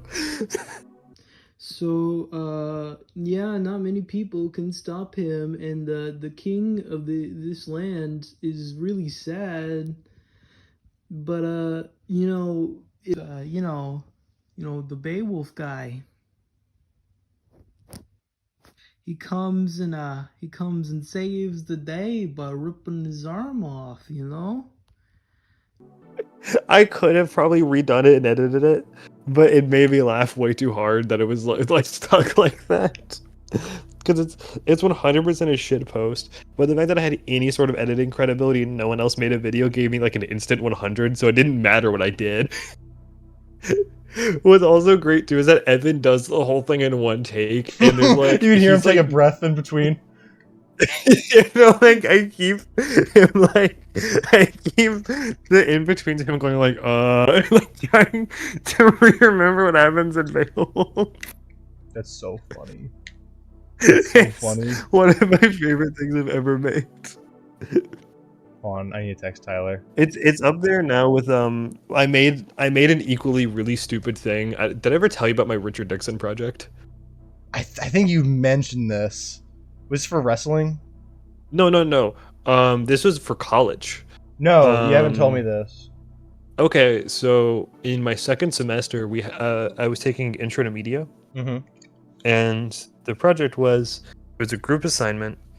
We were supposed to pick like an important person and or topic, like event, to do a report on. And the final part of the assignment was, it was just like usual PowerPoint. This is who there was, this background, usual school PowerPoint. At this point, you all know how that goes. But the last part of the assignment was to put like a quote unquote twist on your topic matter. And then like the examples were like make it into like a song or like make it to a poem. Just like take whatever medium, like take whatever topic you're discussing and then turn it into a different medium. So we were doing Richard Nixon in the events of Watergate. And big event. My idea bigger of it, person. my idea for it was I made a TikTok content farm slop video with Richard Nixon that has like Subway surfers in the background. What was Richard Nixon making the content? No, it's just like content farm just recapping Watergate. Oh. And it has like this stupid like AI like Richard Nixon. That's funny. That's actually really funny. Do you still have that? I do. I can send that. Oh my to you god! Please, please send me that. If you want to put that on the screen. Yeah, please. That sounds so fucking funny. Content slop about Richard Nixon and Watergate. There was like a meta reason to that other than it just being a shit post. It was like because my idea was if Watergate happened today, this is how people would find out about it. That's really funny. And then I used Subway Surfers gameplay in a professional school project. That's so funny though. No. So yeah, the other on the topic of Beowulf in that English class, one of my favorite memories too of that was that teacher, she pulled up a video that was like a dramatic rereading of Beowulf in its original form. Uh-huh. I'm listening to it. The guy's reading it. It's all normal except for the music in the background. Oh no. It's this like sad, emotional piano piece. Mm-hmm. And I keep listening to it, and I recognize it. I know what it is. Is it Persona 4? And it takes a little bit for no, but it takes a little bit for me to mentally like connect the dots. What it is? Because like I swear I've heard this before. I know what song this is. What is it? And then it pieces together in my brain. It's from the Naruto soundtrack. What? It's when Kakashi finds Naruto after he loses to Sasuke in the first fight at the Final Valley. That's so fucking funny. Of like all of the stock even just like stock piano music, you can just like Google and immediately get. No, that's like a calculated thing that you need to get. That the person would have had to have looked for. Like, no, I want this Naruto music. I mean, like genuinely, it's a beautiful piece. Like it's a really good song, but it's so funny. A little distracting. Yeah, no, it took me out of it. I was giggling to myself really hard. Like, Beowulf's a very serious story, Aaron. You shouldn't be giggling at it. It's a story. I like Beowulf. I mean, I can't fault it for being like horribly rudimentary because it's like the first like known piece of like written literature. Yeah, one of the first known pieces of like documented fiction. We're talking about teachers showing weird things. This is also on topic. You talked to me about this. I talked to Tyler about this, and both of you can corroborate. But I just want to say this for the record: when you two were doing the stop motion unit in TV and film with McKinney. I knew exactly where this was gonna go. Okay, so you two were doing that, and they were doing a stop motion unit, you two, and with Legos, and you know, everyone knows stop motion, where it's like, you know, moving one frame at a time and all that. Ashley McKinney, in his infinite wisdom, Do you want to explain this? I can't do this. You're not gonna like this. I'm not. Fucking go for it, please. Don't. In my time of need, try not to laugh. Respond with "go for it." So, as an example, the first video, as just is like the super rinky-dink, fucking little league like car stop motion that's like super jerky and like missing a ton of frames. That's a student probably made. It's like whatever. And then the next one he shows is one of the straight to DVD computer CGI animated Lego Batman films. It's obviously CGI. there's like no stop motion. There's no stop motion at all.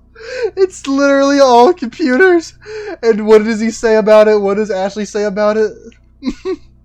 Little editing around in post production. There's a little bit of look at each other, go a little. I asked Tyler to corroborate this story, and he's like, "I know exactly what Aaron's talking about. It was fucking bullshit." Oh, it was so One funny. of my favorite actually stories of all time. I'm sure I've talked about this on the podcast before, but apologies if this is repeating a story. But I don't know how much I've talked about on the podcast during our senior year, which is, for the uninitiated, the year where most of FYC happens. Like, yes. All of season 2 is the senior year.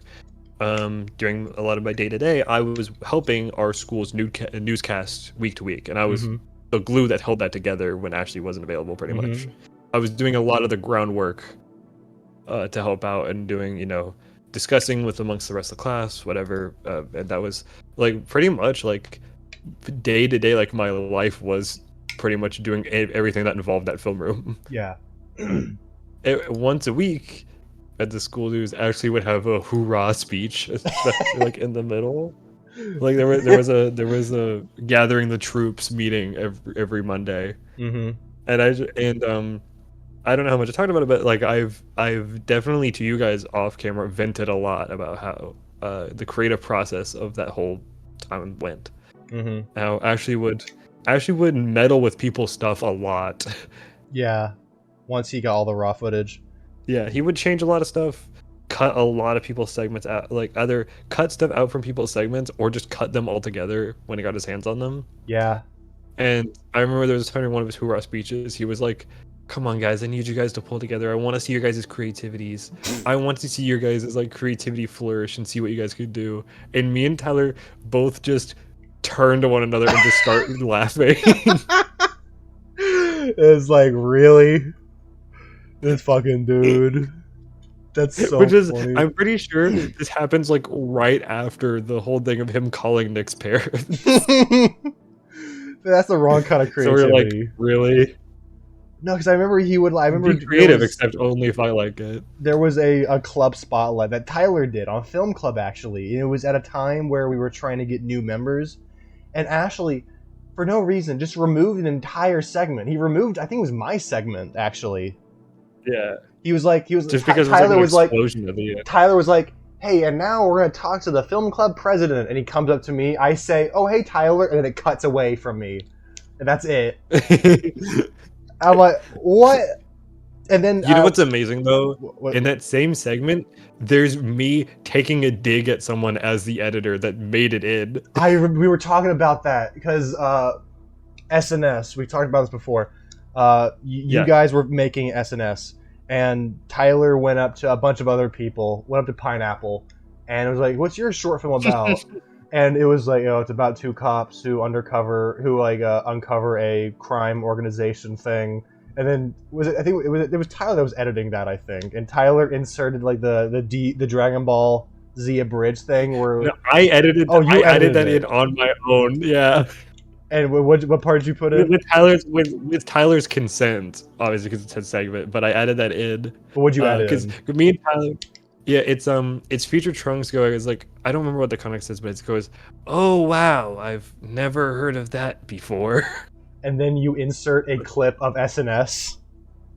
I remember watching. I watched that in my homeroom, like separate from all of you guys. I watched that segment, and I was laughing at it.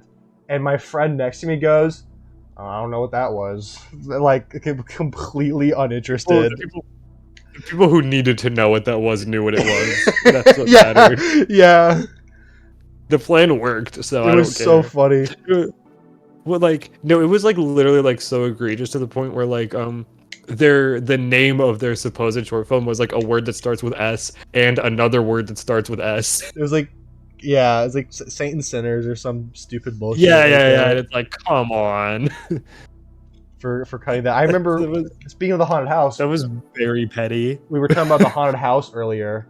When I went to McKinney, I was like, hey, I want to do a segment on the haunted house.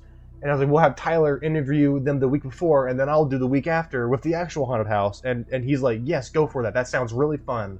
You guys are great at doing that stuff. I'm like, okay. We go to film Tyler's bit. It's great. It airs in its entirety. It's a damn good segment. Tyler is a great interviewer person. And then I do my edit of like the actual haunted house. And I'm like, here it is, Ashley. It's around 10 minutes. And he goes, can you shorten it to 2? And I'm like, the best, we compromised at 5. And I'm like, yeah, but the thing is, like, I kind of take a bit of that because I did the haunted house and I did interviews when I should have just been doing the haunted house. But I'm like, come on, Ashley, you can't say, give me 2 minutes when the haunted house itself is 5. Yeah, no, there's no way you could condense all that down. Ashley just kind of hated fun for a while. But he did Have love. we talked about Ashley the drip check story? I will say Ashley hated fun, but he did love circus music and the cartoon boing sound effect. Yeah, I was like, have we talked about the drip check incident on this podcast? I think we've talked about drip check multiple times, but it's never not funny when we talk about it. Yeah, I mean the drip check specifically, like this one. Have we talked about this story? You tell me about it. I might be thinking of something different. So, pretty much the way our system that would work was everyone handed me the segments. I edited all the segments together. I put together the segments the in between, and then pretty much what Ashley would do after that was I would hand him the like pretty much it would be like a rough cut of the news, and then he would just come in, make sure the audio was balanced, add in the lower thirds and the like intro and outro, like that stuff. Yeah. So by this point, I started adding in music to the news because, damn, the segments were droll. Yeah. And I know actual news doesn't have music over it. This isn't But, actual like, news. No. This is school news. Meant to be, So meant to be fun. And it's uploaded on YouTube, so I just started uploading it. Started editing it like a YouTube video. Yeah. Crazy. So I started adding in background music over segments, which I feel like helps keep them slightly more engaging. Personally, that awoken a monster within Ashley. Where there was a week I missed. Usually the way this would go would be I would edit it on the Thursday and then send it to him. He would finish editing it and then it would go up on the Friday. Yeah.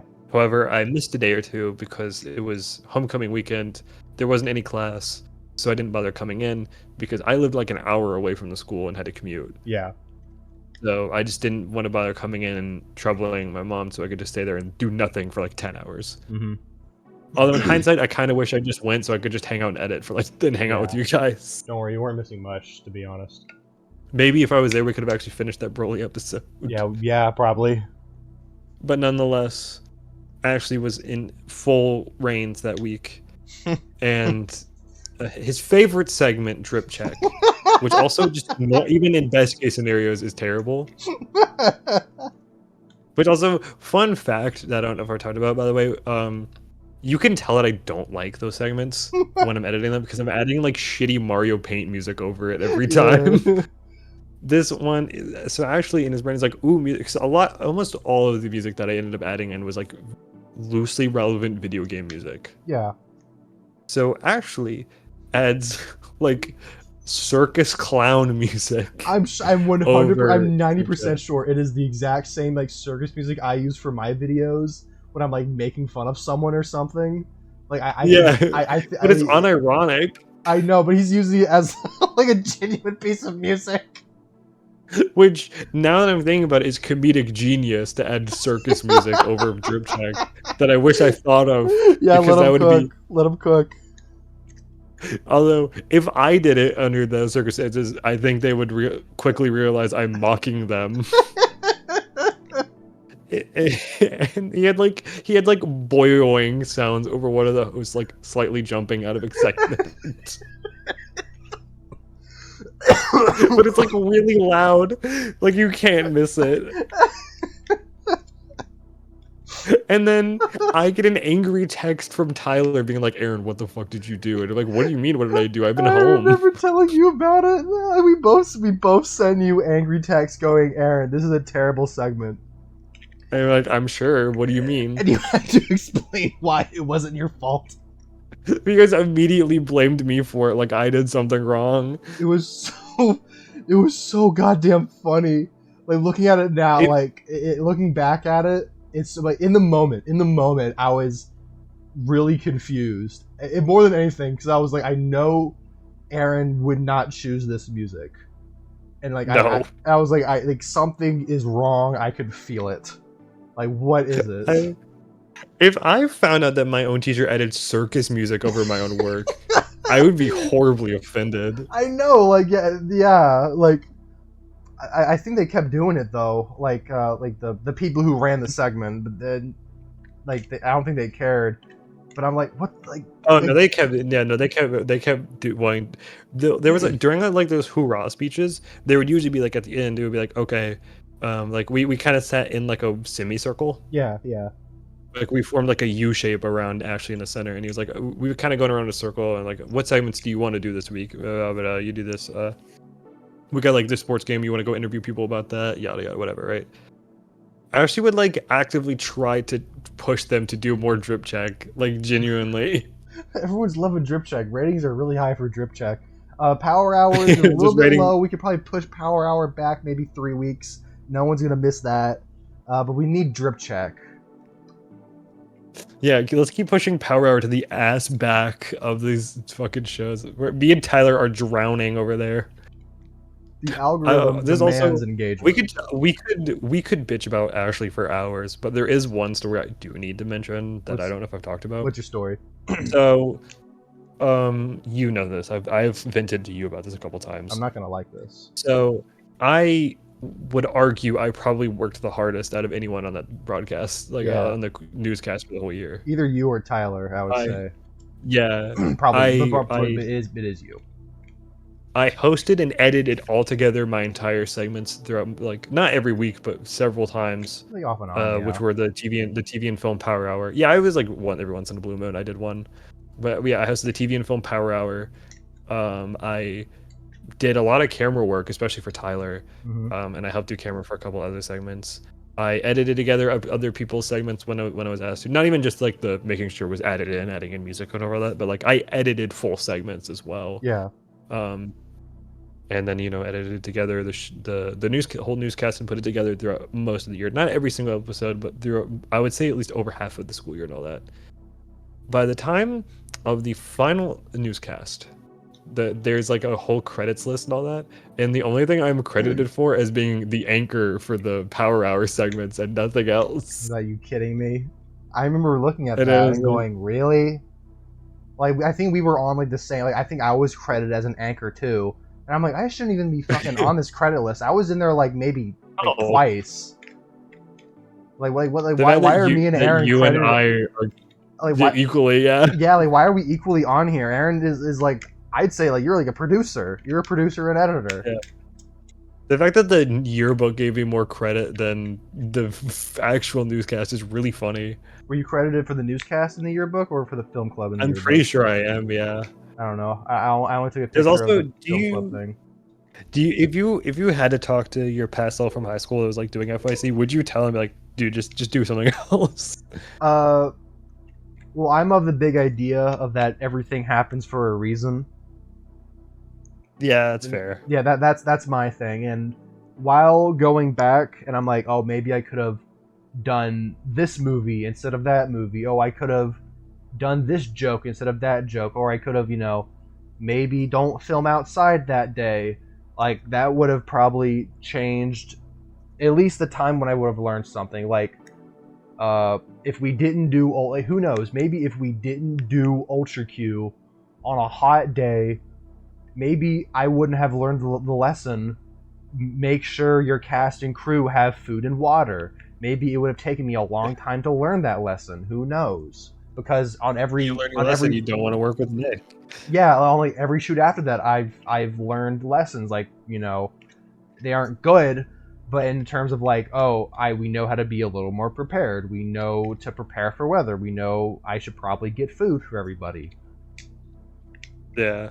I feel like everything happens for a reason. You just start bombarding your past self with all the things you've learned. Yeah. I'm like, I would teach. If there's one thing I would teach my past self, it would be how to bubble balance the camera and how to set up the tripod correctly. That's all I would teach him. That's all I would teach him. Listen, you see this little thing right here? This is the bubble balance. You unscrew this part of the tripod, and this is a hard lock. All right.